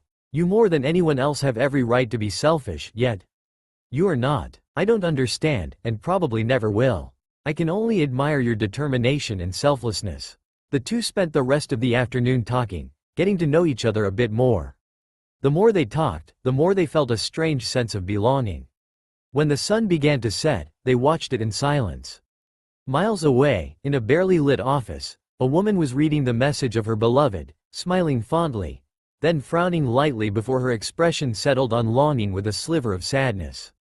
Sighing to herself, she began to read the letter again. Hey Haim-chan, hot blondie located, he's in wave. Not exactly the knucklehead you told me about. He morphed into some kind of epic wise guy with people from all around coming for advice. I spent some time talking to him. He had it harsh. He's blaming himself for your disappearance and the Ichiraku problem. By the way, Doggy Boy lost any bit of brain if he even had any to begin with. He was blaming everything on Naruto and called me a demon whore. Naruto saved his ass. He said he doesn't want blood on this island. Mutt might be forgivable though, he looked like he was repentant last time I saw him, which was not too long before I wrote you. You might also want to know that your family is looking for you.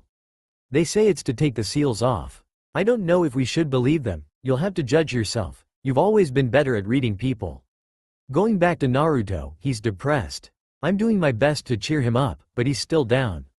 Come here as soon as you can, I'm gonna need you on this one. You know, it's strange, I barely met him, yet I feel like I know him so well, and I already feel like I belong with him, just like with you. I think you'll fall in love with him all over again when you come. He's really sweet and such a gentleman. He's the kind of man that can help me with it. I can't wait to see you again, my love. I'm waiting to embrace you again. Fu. Putting the letter down, Hinata looked at her work, quickly calculating how much time it would take her and coming to the conclusion that she would be done in 5 days at the most. Calling in her personal bodyguards, she looked at the two. The couple worked perfectly together and never let her down. Smiling at her longtime friends, she spoke softly. We will go to Wave in 4 or 5 days to meet an old friend.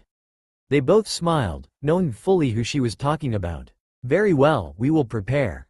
3 days came and left. Each moment spent outside of the negotiations, the two young Jinchuriki were together, growing always closer. Naruto kept berating himself. He felt like he was letting Hinata down, but he couldn't stop himself from falling in love. Thankfully, the Konoha delegation gave him some room, so they weren't there to add their accusations to his own. Accusations that were plaguing his mind as he looked in Fu's beautiful orange eyes, slowly gliding forward. When their lips touched, he felt a torrent of sensations course through his body. Kissing her, he felt like jolts of electricity coursed through his nerves, sending shivers of pleasure down his spine. His mind was in turmoil as contradicting feelings washed over him. Love, elation, relief, but also guilt, anger, and pain. He couldn't get out of his mind the fact that Fu was married to the Empress and that Hinata counted on him. He felt guilt and shame thinking of them, but no matter how much he tried, he couldn't pull away from the soft and enticing lips of the mint-haired woman. His battered heart had found a healing spring and would never let go. He felt Fu's hands snaking on his shoulders. The right went to rest on his back while the left dived in his blonde locks. His right hands went to cup her cheek while his left arm wrapped around her waist, pulling her closer to him. Slowly, they lowered themselves to the sand beneath them, only breaking their kiss to breathe, and locking their lips together as soon as it was done. There, lying on the beach, they continued to kiss for several minutes. When they finally pulled away and paid a little more attention to their surroundings, they realized that Naruto was on top of her, lying in between her parted legs, pinning her down on the sand. Staring breathlessly in each other's eyes, they blushed when they realized the position they were in, but neither tried to pull away, far from that. With a sly grin, Fu wrapped her legs around his midsection, pulling him even closer. With a grin of his own, Naruto captured her lips once again as more passion slipped into the kiss, making the mint-haired girl moan slightly. Desire surging, they both left their hands to wander the other's body, Naruto's following the womanly curves of the general's body while Fu sent her hands to sneak inside the hermit's kimono to caress his chest. Far from staying idle, Naruto continued to train his body so, while he was pacifistic, he knew how to defend himself, the consequence being, his chest was enough to make all but the most faithful straight woman drool. Following the woman's lead, Naruto slipped a hand under Fu's shirt, the fact that she left her armor pieces in her hotel room making it easier. Feeling his hand on her skin, Fu shuddered in pleasure. Then, deciding to take the lead, she flipped them over, now standing above Naruto, straddling his waist. With a smile and a quick peck on the lips, Fu righted herself, leading the blonde's hands to her hips.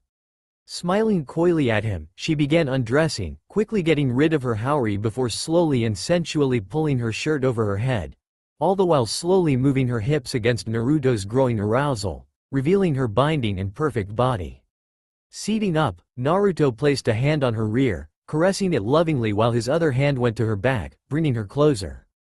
Placing his head on her He began to kiss them lovingly through the bindings, reveling in her moans of appreciation as her hands caressed his golden locks, encouraging him further. Fu breathed the blonde's name, causing him to look up to her face.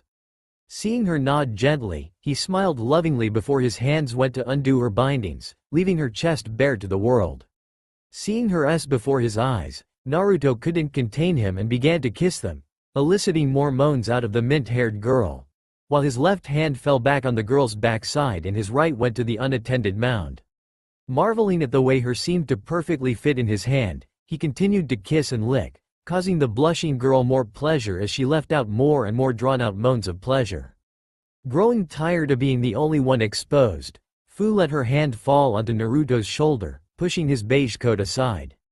The blonde, understanding the unspoken request, helped her remove the troublesome garment, keeping his mouth connected to the beautiful mounds in front of him. Not wasting time, Naruto quickly took the top half of his kimono off as well, leaving him bare-chested too. Seating more comfortably in his lap, Fu placed a hand under his chin, pulling him off her and raising his face. Resting her arms on his shoulder, crossed behind his neck, she pulled him closer and kissed him softly as their chests connected, sending shivers of pleasure down their spines. For the two lovers, the universe narrowed down to only the other. They didn't care for what happened beyond that beach, except for one being. Naruto still had the feeling of guilt coursing through his mind, though dulled by the desire and love he felt for Fu, while the mint-haired container was completely elated, thinking of how her beloved Hinata was right about the blonde. Naruto's hands slowly glided down her curves, caressing every inch of skin along the way, before stopping just above her pants. Pulling out of the kiss regretfully, Naruto looked up at his tan-skinned goddess, seeking her approval. With a smile and a soft nod, Fu answered the silent enquiry. Naruto then began to lay her on her side, kissing her while his hands began to slide her pants off her. As his hands slid down, he followed suit, putting Fu back on her back and kissing his way down her body until he could finally reach her ankles. There, he took her sandals off before completely pulling her pants off. Kissing his way back up her leg, he made a little stop to kiss tenderly the darkened spot on her white panties, causing a sharp gasp to escape Fu's lips, before resuming his journey, stopping once again to give each a kiss before finally reaching her lips and kissing his lover passionately. Lightly biting her lip, Fu left her hands travel down Naruto's chest before reaching his waist and beginning to pull his pants off. Quickly dealing with his sandals, she then threw the pants aside, leaving him in his boxers. Fu reached out, putting her hands behind Naruto's head, pulling him into a kiss as she slowly laid back down on Naruto's coat. For a few minutes they continued to make out, enjoying the touch of the other's skin, gradually melting in the other's embrace. Naruto was slightly surprised when he felt Fu's hand slide down his back and into his boxers before giving a squeeze to his backside. Pulling out of the kiss, he looked at her with a shocked face. Fu looked back, a mischievous smile on her face. Firm, purred the woman before giving another squeeze and bringing him into another kiss. In retaliation, Naruto slipped his hand in Fu's panties and gave a playful squeeze to her buttock, causing her to smirk in the kiss. Breaking the kiss, they looked at each other's eyes with love and desire. Naruto-kun, take me. Fu's voice was sensual, so arousing it was almost painful. Naruto kissed her passionately on the lips, keeping the kiss for a few moments before, once again, going down her body, leaving a trail of kiss in his wake. Reaching Fu's hips, he grabbed the hem of her panties and, kissing his way down her legs yet again, pulled them off. As he crawled back up her toned legs, he was drawn to her core, kissing lovingly at the exposed treasure. When Fu felt his breath on her womanhood, she shivered, and soon after gasped in pleasure as his lips made contact. He kissed and licked, causing shivers of pleasure to course through Fu's body. The mint-haired girl wrapped her legs around his head in an effort to pull him closer while her hands rested on his head, encouraging him to continue. As moans and pants escaped her lips, she stared at the orange sky through half-closed lids without seeing it, too lost in the pleasure and bliss. Naruto wasn't as good as Hinata, but he was still very talented and Fu wanted to bask entirely in his love. She was so far lost in her pleasure that she didn't felt his hands crawling on her skin until they began to fondle her. Soon, Fu reached her peak and, moaning her lover's name, fell limp on the coat, panting and smiling. Naruto climbed back to her mouth, kissing every inch of her body on the way before pressing his lips against hers. Positioning himself at her entrance, Naruto gazed into her eyes, seeking approval. With a nod and a smile, Fu gave it. When the blonde entered her, the mint-haired woman let out a long drawn-out moan as shivers ran down her arching back. Once Naruto had completely entered her, they took a break to catch their breath and kiss. Then, Naruto began to move, slowly at first, letting his lover accommodate him, but when Fu began to bug her hips, he knew it was his cue to accelerate, and that he did, still kissing his goddess. For what felt like an eternity, they moved their bodies as one, melting against each other, their tongues dancing together. Fu's hands were gripping Naruto's shoulders with what little remained of her strength while Naruto was holding her hips, pulling her closer with each thrust. Their minds were only a whirlpool of desire and growing pleasure, and their breaths were short. Soon, they reached their peak, muffling their cries of pleasure and love in a kiss. Naruto managed to put them on their side before all his energy left him, and for a few minutes they laid there, basking in the afterglow, their glimmering bodies caressed by the last rays of the retreating sun. But their peace was short-lived, as they heard sounds of footsteps. Fearing what could happen if they were discovered, they quickly gathered their clothes, putting them in the coat they used as their love bed barely minutes before and, once all the garments were gathered, leapt into the trees. Hiding in the canopy, they looked down on the beach, and saw two of Fu's bodyguards walking out of the woods, the man running after a brunette, both laughing carelessly in the settling night. The woman allowed herself to get caught, still laughing before kissing the man full on the lips, and it was quite evident they were eager to indulge in the same pleasure Fu and Naruto had a few moments ago. Looking at them, the mint-haired woman smiled. "Hanayo and Kenshin, I'm happy for them. We should leave them alone. How about we go on at your place?" Naruto grinned, all feeling of shame forgotten for now, and picked her up bridal style before making his way to his home, their clothes still held inside the folded coat. The mighty beast tore through the air at incredible speed, cleaving clouds in half as it flew through them. Even the raging storm ahead of it seemed to cower in fear as the fearsome creature flew toward it.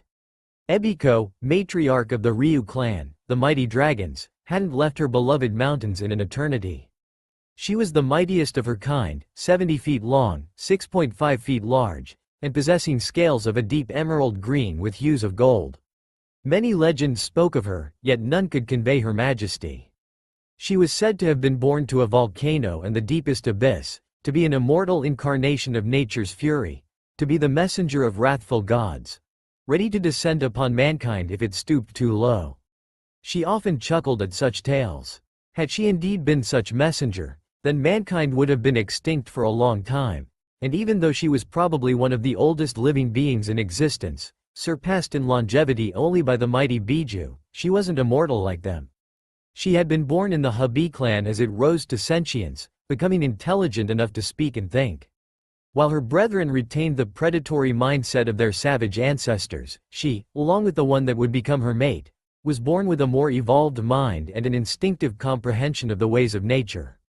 Through deep meditation, they had attuned themselves to the energies of the world and evolved into new creatures, the very first dragons, marking forever the legends of the Snake Clan. That was a millennia ago, and many snakes tried to attain their status, but the predatory and power-hungry mindset of their kind kept them from becoming what they yearned to be, and very few had actually achieved their transition, and all had joined them in their peaceful den, hidden deep into the snowy mountains of the north. For many years, she had watched the vileness of some humans bring pain upon more peaceful beings.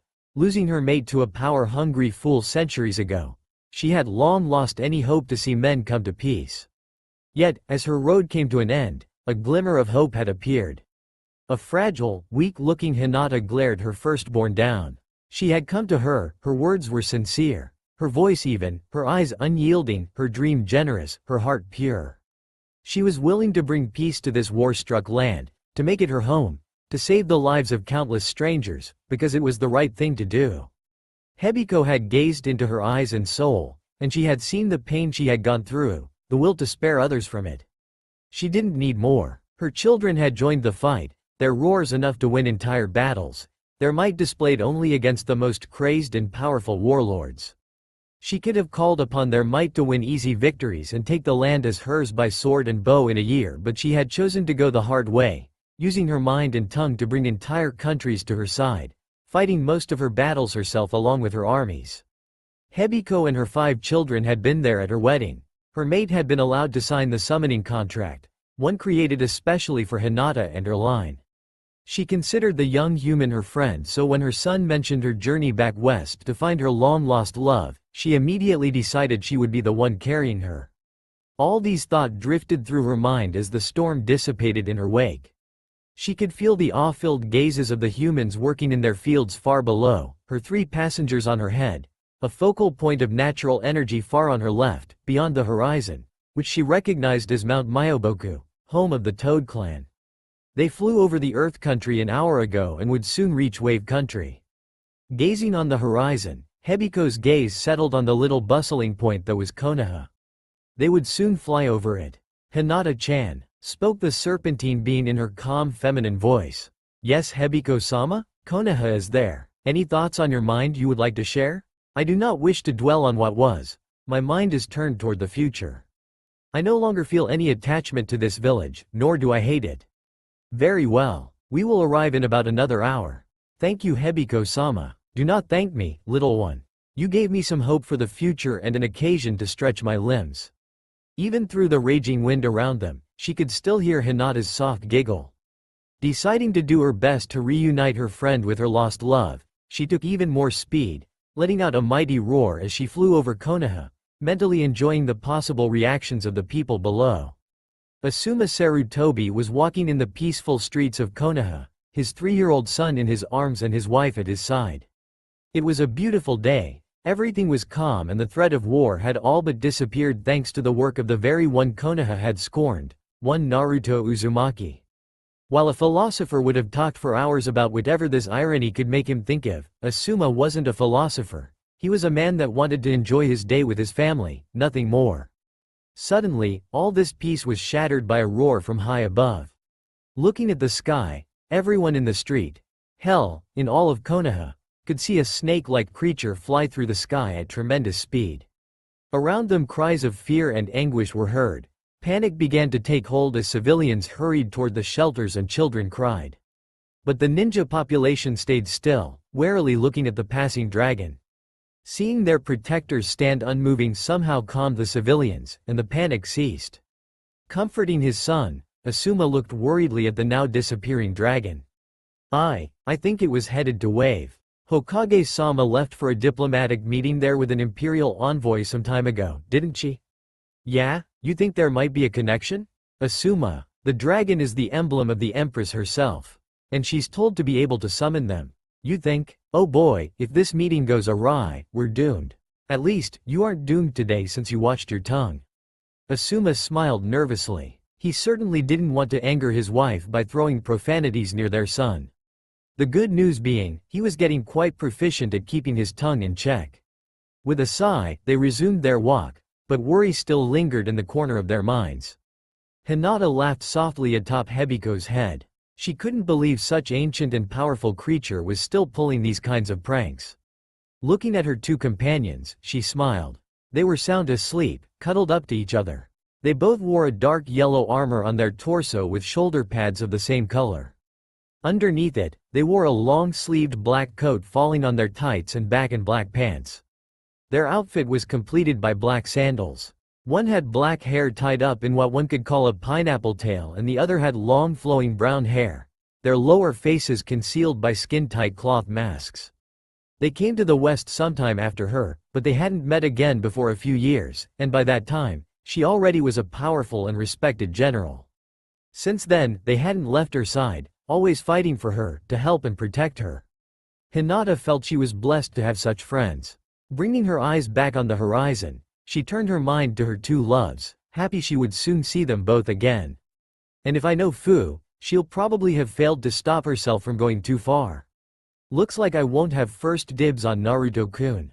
In Wave, a couple stirred under the rays of the sun.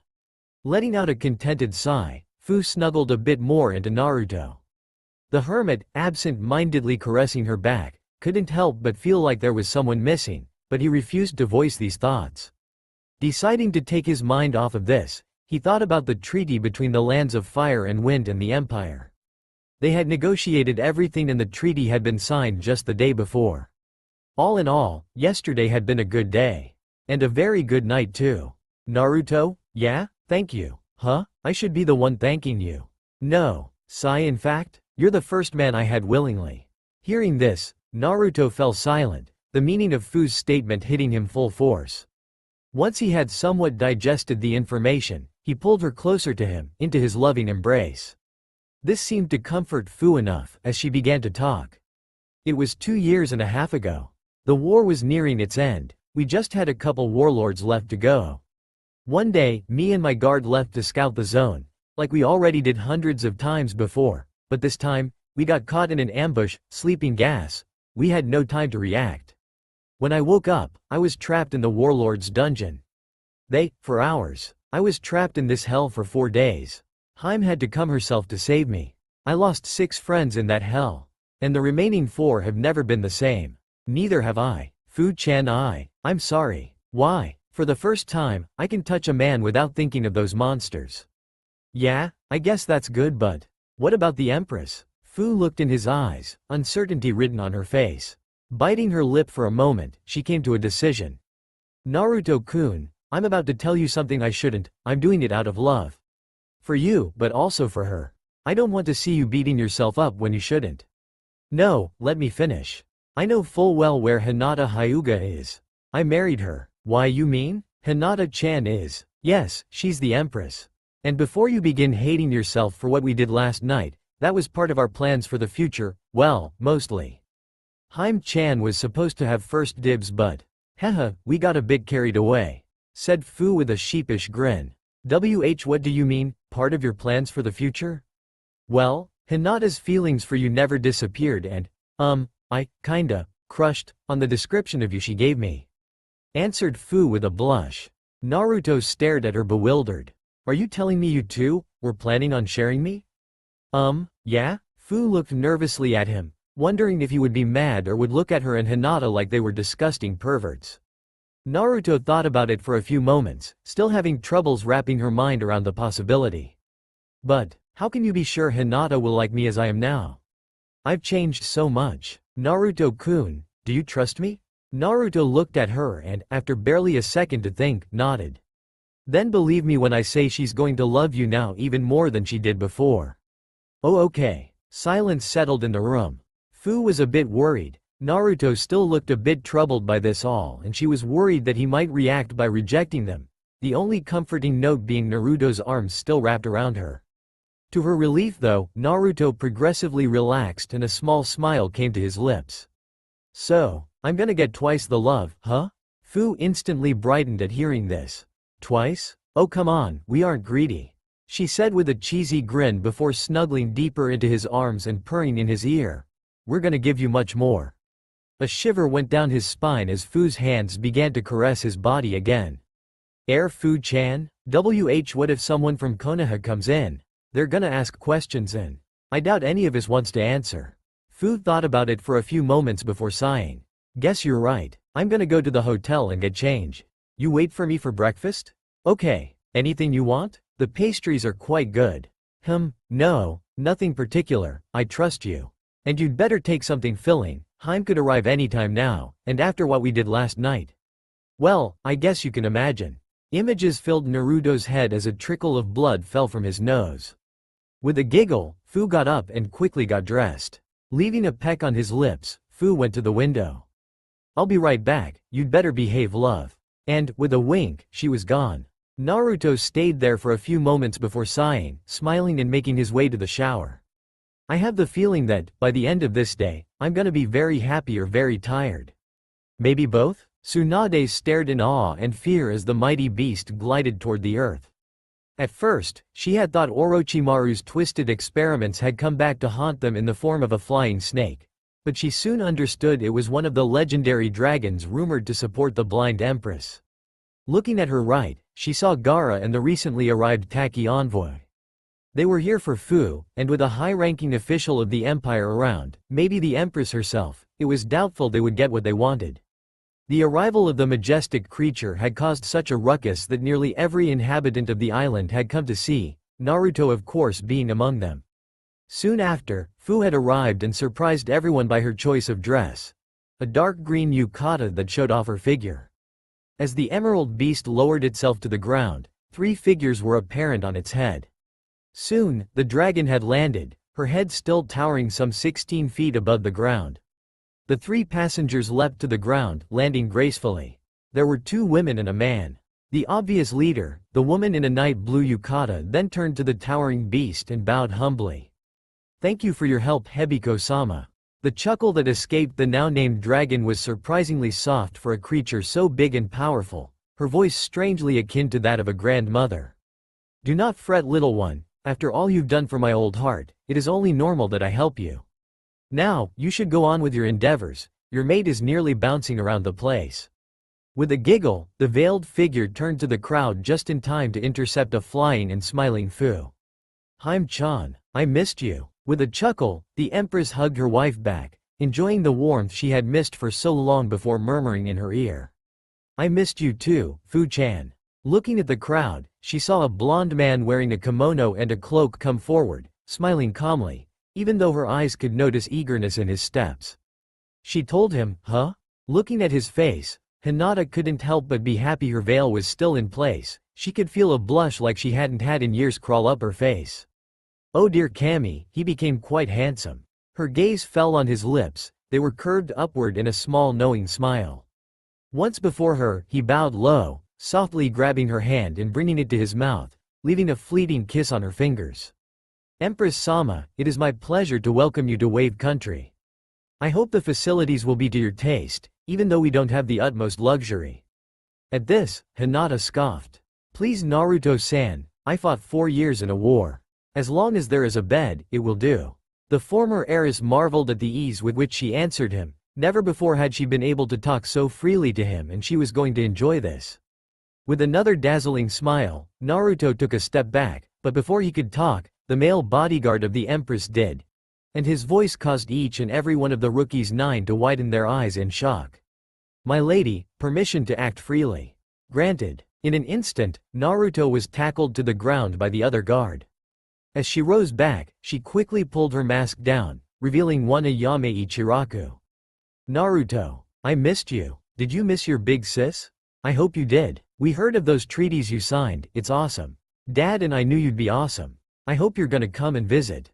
Oh, and Ayame-chan, take time to breath." The other guard stepped forward before crouching near the blonde, pulling his mask down, revealing the smiling face of Iruka Amino. By now, Naruto was in tears, pulling them both in a bear hug. While the moving reunion was taking place, Fu had grabbed Hinata's arm and began to lead her to the different delegations and was already done with the group from Suna. And then for Konoha we have Big Booby Hokage-sama. These 2 blondes there are Yamanaka, they have a weird fetish, they like to go in people's minds, and then those 2 are Akamichi, they eat like no tomorrow, it's crazy. Oh, and the 2 lazy ass there are Nara. I swear they sleep 25 hours a day. The 2 wild chicks there are Inuzuka and the mutt there too, and the coated guys are Aburame, never take a bug zapper near them. Oh, and these 3 are. I know, Hyugas. Hinata failed to completely control her voice and some coldness slipped into it. She stepped toward Hiyashi, doing her best to stay calm and keep her voice even. "Hiyashi-san, my consort told me in a letter of your inquiry, it will be discussed later. I do have information on Hinata, but I will say nothing here. Depending on the result of a later meeting, I shall decide if your clan is worthy or not to hear what happened of her." Before any answer could be uttered, she turned to the 2 daimyos, both patiently waiting their turns to be introduced to the powerful woman. "I take it you are the daimyo of Wind and Fire." "Yes we are, it is an honor to meet you." "The honor is mine. I heard many praises on the way you lead Fire Country and I personally followed your example on more than a few matters," said Hinata, nodding her head to the Fire Daimyo, then turning to the leader of Wind Country. "I have also heard of you. I heard you were able to pull your country's treasury together already even though you have but a few years of reign, a most impressive feat. Though, if I am to believe the letters Fu-chan sent me, you would do well to change some of your counselors lest your guests kill themselves out of boredom." Hinata couldn't help but giggle when she saw the wind Daimyo blush, both at the praise and the embarrassment. Hinata then turned her head to the last group and instantly her mood fell. Her voice instantly grew arctic cold. "What, may I ask, is a Taki envoy doing here?" A man with dark green hair stepped forward. "We came to retrieve my daughter. Her place is among her people and family in Taki."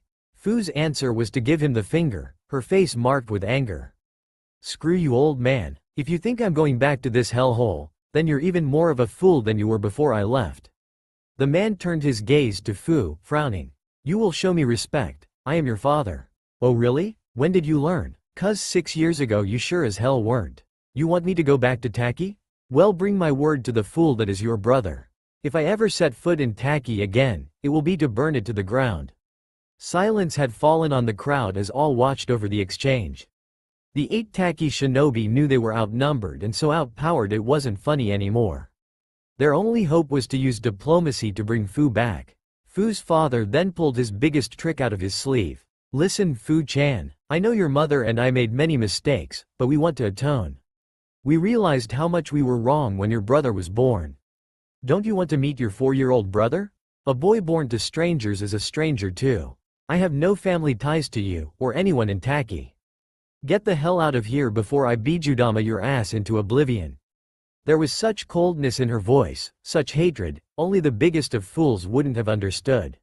With a sigh, the man signaled the other Taki shinobi to leave. "Just so you know, we truly are sorry. Too bad I don't give a shit." With a defeated look on his face, the man left, but Fu was still fuming. The nerves of the guy. He screws up my life for 13 fucking years and he think he'll get me to go back to that freaking hellhole with just a lil, sorry. Bastard. A hand on her shoulder caused her to look above her shoulder, meeting Hinata's eyes through the veil. "Come, I wish to discuss some things with Naruto-san and I want you to be there. After that, we'll relax, okay?" "Yeah, Sai, you had breakfast? Are you really asking that to a woman that just got down from a dragon's head?" asked Hinata amusedly. Looking above her shoulder, she noticed Hebiko had reverse summoned herself to her mountains. But almost immediately, her face snapped toward Hanabi. "I wouldn't do that, young girl. Many have lost their lives because they looked at my face uninvited." Immediately, Hanabi froze. After a few moments of nervousness, she managed to squeak out a reply. Sorry? Curiosity got the better of me. Oh, I do believe your clan to be known for your impassivity. Many things have changed. This is also why we want to have Hinata Ni-chan back. Perhaps. Now Fu-chan, you're talking about breakfast? Yeah, Naruto-kun and I had decided to have breakfast together. Hopefully there'll be enough for 3. With a giggle, Hinata nodded, then slid her arm around Naruto's as Fu did the same on the other side. "You don't mind me tagging along, do you, Naruto-san?" "Not at all, it would be my pleasure." The 3 then set out for Naruto's house, not really paying attention to the group behind them. Kankuro was the first to recover. "Say, didn't she say she wanted to bang a container they knew about? You think that's Naruto? That would mean the Empress knows him. Still, he's getting 2 of the hottest girls in the world. Lucky bastard." In Shikamaru's mind, something clicked. Blue hair, knows Naruto. Could it be? Troublesome. The Nara heir slipped his hands in his pocket, thinking of a rational way of telling the others, and felt a small paper. Taking it out, he quickly read it, paling. "Shikamaru, you're a genius, and I know it. You probably already deduced my identity. I want to keep it secret and you're probably too lazy to take my goals into account, so here is an incentive. If you tell anyone, I will mount your balls on a wall. With love, Hinata." Acting without thinking, Shikamaru incinerated the paper, gaining the attention of everyone around. Deciding it was safer to talk first, he immediately opened his mouth. "I won't tell you what was on it. My ability to make children is at stake and I won't risk it for you." With that, he walked away nervously, leaving a very confused group. Kiba, finally snapping out of his stupor, asked the only question on his mind. "Am I the only one not getting it?" Shikaku considered what might have caused his son's reaction and quickly concluded a similar paper might be in his pocket, so he walked away wordlessly, intent on finding a secure place to dispose of the evidence and avoid a very painful and humiliating mutilation. On his way, he passed a skulking Sasuke muttering, "Why didn't she mention me? The Uchiha are still important. I hope." Back with the three, they walked silently for some time, Naruto enjoying thoroughly the feeling of being surrounded by two gorgeous women. Then, Hinata broke the silence. You told him, didn't you? The tone was casual, but Fu immediately tensed. Yeah, he was hurting so much. It's okay. You're not mad? No. You also got him first. Sorry. Taking her veil off, Hinata turned to Fu with a mischievous smile. You do realize you'll have to work hard to earn my forgiveness, right? Fu relaxed, a smile coming to her lips. If it's just that. By the way, Naruto-kun, what do we have for breakfast? Naruto-kun? Hey, I'm talking to you, said Fu, shaking his arm slightly, snapping Naruto out of his staring. Huh? Oh, sorry, didn't quite catch that. You were staring at her, weren't you? Hey, it's not my fault she became so beautiful. Yeah, quite the eye candy, huh? Anyway, what's on the menu? Well, mostly pastries, tea and coffee. Suddenly, Hinata stopped dead in her track, causing the two others to look at her in surprise. Hinata-chan, you okay? My cinnamon sense is tingling. She then proceeded to drag Naruto and Fu at high speed toward where her instinct was leading her, which happened to be Naruto's house. Stopping before the closed door, Hinata turned to Naruto, a hungry look on her face. There are cinnamon buns in there. Whose house is it? Mine. At once, Hinata's arms were around his neck as she kissed him passionately. Cinnamon buns for breakfast? You're gonna get banged, Naruto-kun. Now, you'd better open up. When she's done kissing you, she's gonna want her buns. Hinata, as soon as she realized she was kissing Naruto, tried to pull away, but couldn't due to the man's arms keeping her in place as he deepened the kiss. Before soon, she surrendered and began kissing back too. When they finally pulled away, they smiled at each other, breathless but happy. But then, Fu decided to remind them of her presence. So, are we gonna take this breakfast or what? Both turned to her, blushing a bit. She stood there, her arms crossed above her chest, pouting, her childish expression causing Hinata to giggle. Consider this part of the payback for having him before me. Now, as much as I love kissing you, Naruto-kun, we should really go in and have this breakfast. With a nod of his head, Naruto opened the door, letting his two ladies in. Well, at least I got a kiss and a pet name from Hinata-chan. This day keeps getting better and better. Naruto was lying in bed, a woman on each of his side, the sheets downright soaked with sweat. For the life of him he could not logically explain how a simple breakfast had degenerated into a scene worthy of the most hardcore book Jiraiya could ever dream of writing. He could feel Hinata's head above his heart with a smile on her face. Fu was busy burying her head in his neck, and hell, even now he could feel his manhood hardening from the still foreign but very pleasurable feeling of two pairs of S being pressed against him. And to his embarrassment, Hinata seemed to notice it as well. Naruto-kun? Again? God, you're insatiable. It's not my fault. I have two naked goddesses pressing themselves against me. Flattering won't get you any further. Hinata giggled before laying her head back on his heart. I'm too tired to take care of you right now. I think I'll take a little nap. Yeah, yawn, same here. And you, Fu-chan? Turning to the mint-haired beauty, he found her fast asleep, nuzzled against him. With a smile, Naruto laid his head on the pillow, closing his eyes and slipping into peaceful slumber. And right then the door slid open, slamming against the wall, as a breathless and triumphant Toad Sage entered the room. I found her. This immediately brought the three people in the bed back to consciousness and Jiraiya near his death. In the instant it took him to scream in pride, Hinata had gathered nature chakra, fashioned it into ethereal-looking throwing knives and was ready to throw them. Fu had unsealed her bow from God knows where and Naruto had taken the kunai hidden under his pillow. Even though the three of them were still in bed and the two women had a hand paralyzed to cover their chests with the sheets, Jiraiya was still on death's doorstep. And he would soon shake hand with the Grim Reaper if he didn't find a good excuse. But then again, he was Jiraiya the super pervert, and even faced with a certain death would he perv. So, with a lecherous grin, he took out his notepad. This did not sit well with Hinata. With a flick of her wrist, the notepad was nailed to the wall, causing Jiraiya to look more carefully at her. Then he began to sweat. Hinata was scowling, her eyes colored with red as dark red markings had appeared around her eyes, giving a feral touch to her delicate beauty. From her hair, two red ghostly antlers rose, akin to those of a dragon and, even though the knives in her hand seemed immaterial, they had just demonstrated their harming power. Jiraiya of the Sannin, if you give any importance to these things between your legs, you will stay silent on my identity and will refrain from putting any of this in one of your books. Am I clear? Gulp Crystal. I'll wait for you in the living room. That is if I can come back later if you prefer. No, go in the living room. Sigh, you ruined our nap mood, so might as well see what you have to say. Grumbled Naruto, clearly displeased with the interruption. Hinata looked unenthusiastically at Jiraiya before turning to Naruto. While you talk to the perv, I'm going to take a shower. Fu-chan, you join me? Yeah, who knows, if you're fast enough, you might join us too, Naru-kun.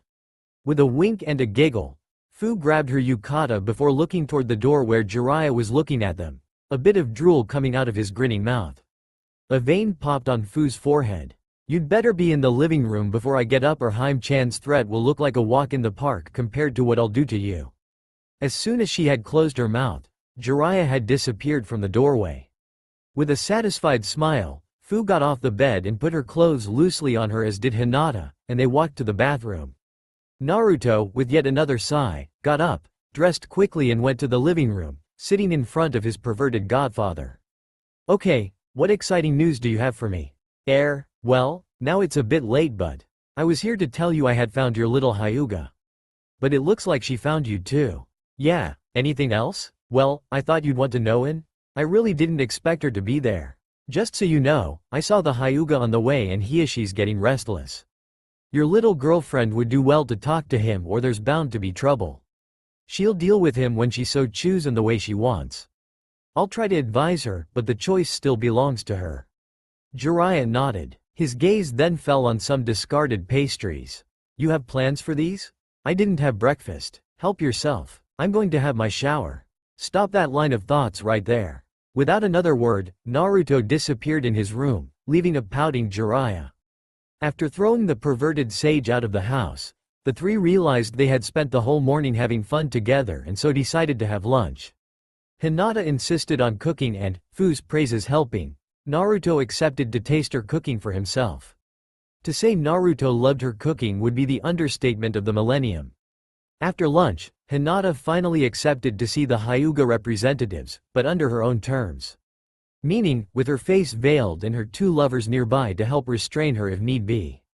Once the room was prepared, once they got rid of the scent, Naruto went to find the three Hyuga, leaving Hinata and Fu to talk. So, Haim, what do you plan on telling them? I don't know. They are my family, but their rules have hurt me. I really don't know what to do. Honestly, I hoped I could avoid this meeting. Yeah, but think of your sister, don't you think she'd like to know how you're doing? I don't know. We never talked much. I'm not even sure she has the same idea of family I have. They always were so cold, they have been for years. What could have changed in barely 6 years? A lot can change. Just look at yourself. Do you really think you would have done 6 years ago what we did this morning? Joked the mint-haired woman. Hinata looked disapprovingly at Fu. We were 13. You know what I mean. If you were introduced to your 13-years-old self, she would probably try to hide behind something. Is it so difficult to imagine that, maybe, they care? Remember what Naruto said? He told us Hiashi had followed every lead he could find. He even got his leg crushed while looking for you. And he crushed any hope of happiness I had in my childhood. That man has to answer for 8 years' worth of hell. Fu, you should know by now. Forgiveness is not something I grant easily, especially not to those who hurt me. Besides, I don't think you have any advice to give me on this issue. Or must I remind you the way you told your father to fuck off this morning? It's not exactly the same. How so? He screwed up your childhood.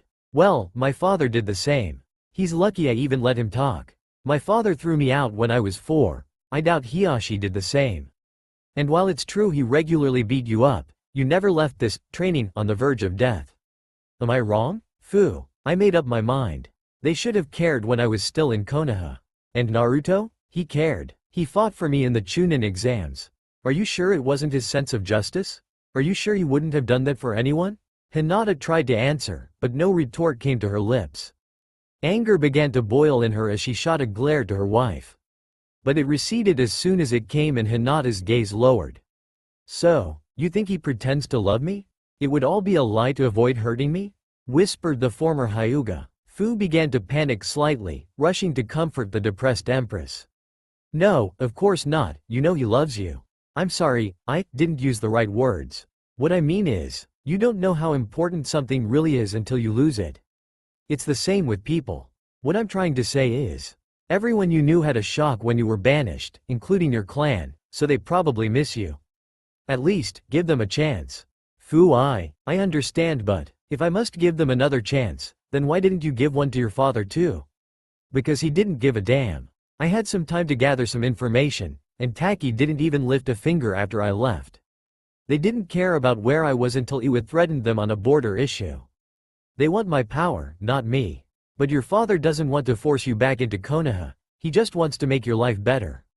How? He thinks you still have the seals, and he wants to take them off. Hinata took a deep breath to calm herself. Alright, I'll try to stay calm. At this moment, someone knocked on the door. As the door slid open, Naruto's head popped in. They're here. Taking one more calming breath, Hinata put her veil on. Send them in. Naruto nodded and stepped completely inside, opening fully the door for the three Hyuga. Now that she had time to carefully look at them, she noticed several things. First were her father's limp and the cane he used, along with the fact that Hanabi was helping him walk, then the change in her father's hair color. In itself it was surprising. Normally a Hyuga's hair grade only around 65 to 70, yet her father, who was only in his mid-50s, looked as old as her grandfather last time she saw him. It really shocked her to see just how defeated and tired Hiashi looked. Then, she noticed how much Hanabi had grown. She had left a 9-year-old girl and here was a 15-year-old chunin. Her brown hair was still long, falling to the small of her back. She was wearing a cream kimono top with a dark blue sash to keep it closed, her headband tied around her neck, her fishnet shirt visible near her throat. Dark blue pants and black sandals completed the outfit. Neji still had his hair long and his headband on his forehead but now wore cream kimono top and pants along with a black manskirt or apron. Seeing this, Hinata had to stifle a giggle. Hyuga Neji, I had been told of your skills, but not of your choice of dress. In a clan so strict and traditional, cross-dressing must be frowned upon. Your life must really be hard. Teased the veiled empress in a mocked compassionate voice, causing the Jonin to blush furiously, spluttering denials while Hanabi snickered not so discreetly. This caught Hinata's attention. Since when is Hanabi acting this way? However, Hiashi had something else on his mind and, not paying attention to his daughter teasing his nephew, he began to kneel, suppressing a grunt of pain with difficulty. But it was enough for his daughters to take note and for Hanabi to rush to his side. Father, you shouldn't exert your knee like that. Hanabi, I'll do anything necessary to ensure Hinata's well-being. If it means I have to suffer a bit, then so be it. Hanabi, seeing her father was being stubborn, sighed and helped him to kneel. Hiashi was quickly joined by his daughter and nephew, and as one they bowed to the ground. Then, his head still on the ground, the aged clan head spoke to the Empress before him. Lady Empress, I am grateful that you hear us out, for I do not deserve such honor. I have no doubt Hinata told you of my failure as a father. It is a mistake I wish to correct as much as possible. 2 seals were placed on Hinata, one preventing her from bearing a child under the penalty of death, the other allowing any member of our clan's main branch to execute her. I wish to remove these seals. I am not asking for her return to the clan, I just ask you to please tell her we have a way to remove them. Lord Jiraiya of the Sannin studied these seals and found ways to remove them. I beg you to let her know of it. Naruto-san can guarantee our good intentions. I know she probably doesn't want to see me again, but please, let her know that her sister and cousin miss her dearly. And that I do too. Hiashi had spoken in a subdued but controlled voice until the end, when his voice cracked and sorrow tainted his words. Hinata was at a loss of words, not knowing what to do until one thing came back to her mind. You said you have a way of removing the caged bird seal, what of the branch family? This time, her answer came from Neji, the Jonin untying his headband, revealing a forehead devoid of any seal. There is no longer any branch, your highness, only the Hyuga. The elder's treachery, though it brought us great pain, also gave us an opportunity to make things right. A bitter smile came to the man's face. In the end, Hinata did free us of our chains, but the price she had to pay was too high. Please, allow us to alleviate her pain like she did ours. By now, Hinata had to actually struggle to keep herself in line, but she reined on her feelings and turned her gaze to her sister. "And you Hyuga Hanabi, what are your reasons? She's my sister and she's in pain, I don't need any other reason. But if you really want to know, I wasn't the best sister possible to Hinata, and I want to make it up to her. I just want my sister to be happy. Please, let us help her." Hinata tried to remain calm, but tears were threatening to flow out of her eyes. Fu and Naruto had told her family missed her, but she refused to believe them. Her pain and anger were preventing her from doing so. But seeing them like that, she couldn't deny it anymore. Taking her veil off, she stood up, making her way to her family on shaky legs. The three Hyuga, their heads still bowed, did not see her face. It was only when they heard her voice that they looked up. "You change. You all changed so much." Hearing the emotion and familiarity in the Empress' voice, they looked up hesitantly, gasping when they saw the uncovered face of one Hyuga Hinata. Hiyashi had troubles believing it, so he activated his Byakugan, intent on confirming what he saw. And it was indeed his estranged daughter standing before him. Tears began to pour as relief washed over him. His daughter was safe. Hinata kneeled in front of him before embracing him. Hiyashi began to hug her back, cradling his long-lost child and rocking softly. "Hinata, you're safe, thank the gods. I am so sorry, my daughter. Please forgive this old fool for his sins." "Yes, Sob, I forgive you, father, Sob, I forgive you." Hanabi, kneeling near them, was quickly integrated into the hug, crying just as much as her father and sister. Neji looked on, waiting patiently for his turn to hug his cousin. He wanted to hug her immediately, but knew he should let Hiyashi and Hanabi enjoy this familial moment. On the side, Naruto and Fu looked at the reunion with smiles on their faces. "Well, that went even better than what I hoped," said Fu. "Yeah, at least, now they are at peace." The mint-haired woman hummed her agreement. Suddenly, a soft knock on the door was heard. "Man, this really is awkward. What the hell am I gonna tell him? I'm pretty sure he's gonna forgive me, but still, I can't help but fear he'll be too pissed at me. Shit, well, too late to go back." The door slid open, and Kiba Inuzuka hesitantly looked at Naruto. Hey Naruto. Could we talk a bit please?" The blonde looked behind him, soft sobbing sounds coming from inside, before turning back to him. "I'm afraid my house isn't really available. But I guess we could walk a bit." While Naruto was stepping out of the house, a hand appeared on his shoulder as Fu appeared, frowning. "Naruto, I don't think it's a good idea.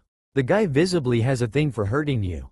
The blonde answered with a gigantic smile, not unlike those he often gave, back at the academy. "Hey, no worry, he didn't hit me this time, he just wanna talk." Kiba winced slightly. "I've really been an ass on this one. Damn." The Jinchuriki of the Shichibi released Naruto's shoulder but didn't seem any more reassured, sending a glare at Kiba before retreating inside the house. Naruto began to walk and Kiba fell in stride, not really sure of how to begin this conversation. The Inuzuka was grateful that Naruto didn't press him, but he really had no idea of where to begin. "Oh screw that, might as well face it head on. I'm sorry." Naruto, in surprise, stopped. "Beg you pardon? I said I'm sorry. My behavior for all these years, it was unjustified. I've been a complete asshole. I was blaming you for something that wasn't your fault. I'm sorry. I know I've probably gone too far to be forgiven, but at least I should give you my apologies." Kiba lowered his gaze to the ground, expecting a refusal. When he felt Naruto's hand on his shoulder, he looked up, and to his surprise Naruto was smiling kindly to him. "It doesn't matter. To tell you the truth, I was blaming myself equally. I had to have my butt almost kicked to let go of the grief. Oh, and also learn just what happened to Hinata-chan." The happy smile that overcame his face showed Kiba that he had been wrong for all these years. She's fine? Yup. Do you know where she is? See, can you get me a pass to the Empire? Please, I gotta see her, she's like a sis. Hey, calm down. Let's go back, we'll see there. You okay with that? Kiba nodded and followed Naruto back to his house. Heck, that went much better than I thought. The guy is really too forgiving for his own good. When they finally reached the house, Kiba had the surprise of his life. Dressed as the Empress, a woman he could guess was Hinata, was tapping her foot on the ground in an annoyed manner. "Naruto, may I know why you left with Kiba? I expect a convincing answer." "Well, he said he wanted to talk and what? He already hit you several times, he could have done so again. You do realize that it's kinda part of my job to listen to everyone? Is that a reason to take inconsiderate risks? Hina-chan, please, Kiba may have hit me but he never tried to kill me. I'm safe, I tell you. Hinata's face turned worried. Naruto, I've been his teammate long enough to know what he's capable of. Kiba sighed heavily, finally rowing Hinata's attention to him. I've really fucked up big time, huh? Yes Kiba, you have. And while Naruto is an all-forgiving idiot. Hey, I'm not. Give me one reason not to obliterate you. Kiba stayed silent, thinking of his reply. Then, with a sigh, he prepared to face judgment. I don't have any. You have every right to be pissed at me, or to hate me. If it was only me, I'd let you kill me, but as things are, I'm engaged, so I can't really let you do that. I know you'll probably never forgive me, and I deserve it. I'm just sorry. Kiba kept his gaze on the ground, not daring to meet her eyes. Hinata, on her part, was still affected by the reconciliation with her family, and so she decided not to be hasty and think about it carefully before coming to a decision. I'll think about it. Now Naruto-kun, I think you should come inside. Father still has trouble believing our future marital situation. Naruto grinned amusedly and entered the house after his soon-to-be wife. As an afterthought, Hinata poked her head through the door and looked at Kiba. You can tell the others of who I am. There are no more reasons to hide that anymore. Then she disappeared back into the house. Kiba stood there for a few moments, sighed, and began walking back towards the hotel the Konoha delegation was staying at. Then, something occurred to him. What does she means by future marital situation? She's married with Fu. Wait, she said, you mean? Kiba stopped in shock. Then he shrugged and called it karmic reward. On his way back, he passed the bridge and saw a fast-moving speck running towards him. Squinting his eyes, he saw silver hair and a Konoha headband. As Kakashi neared, he suddenly let out a mighty roar. That's all for now. If you enjoy this video, then please like, share and do comments.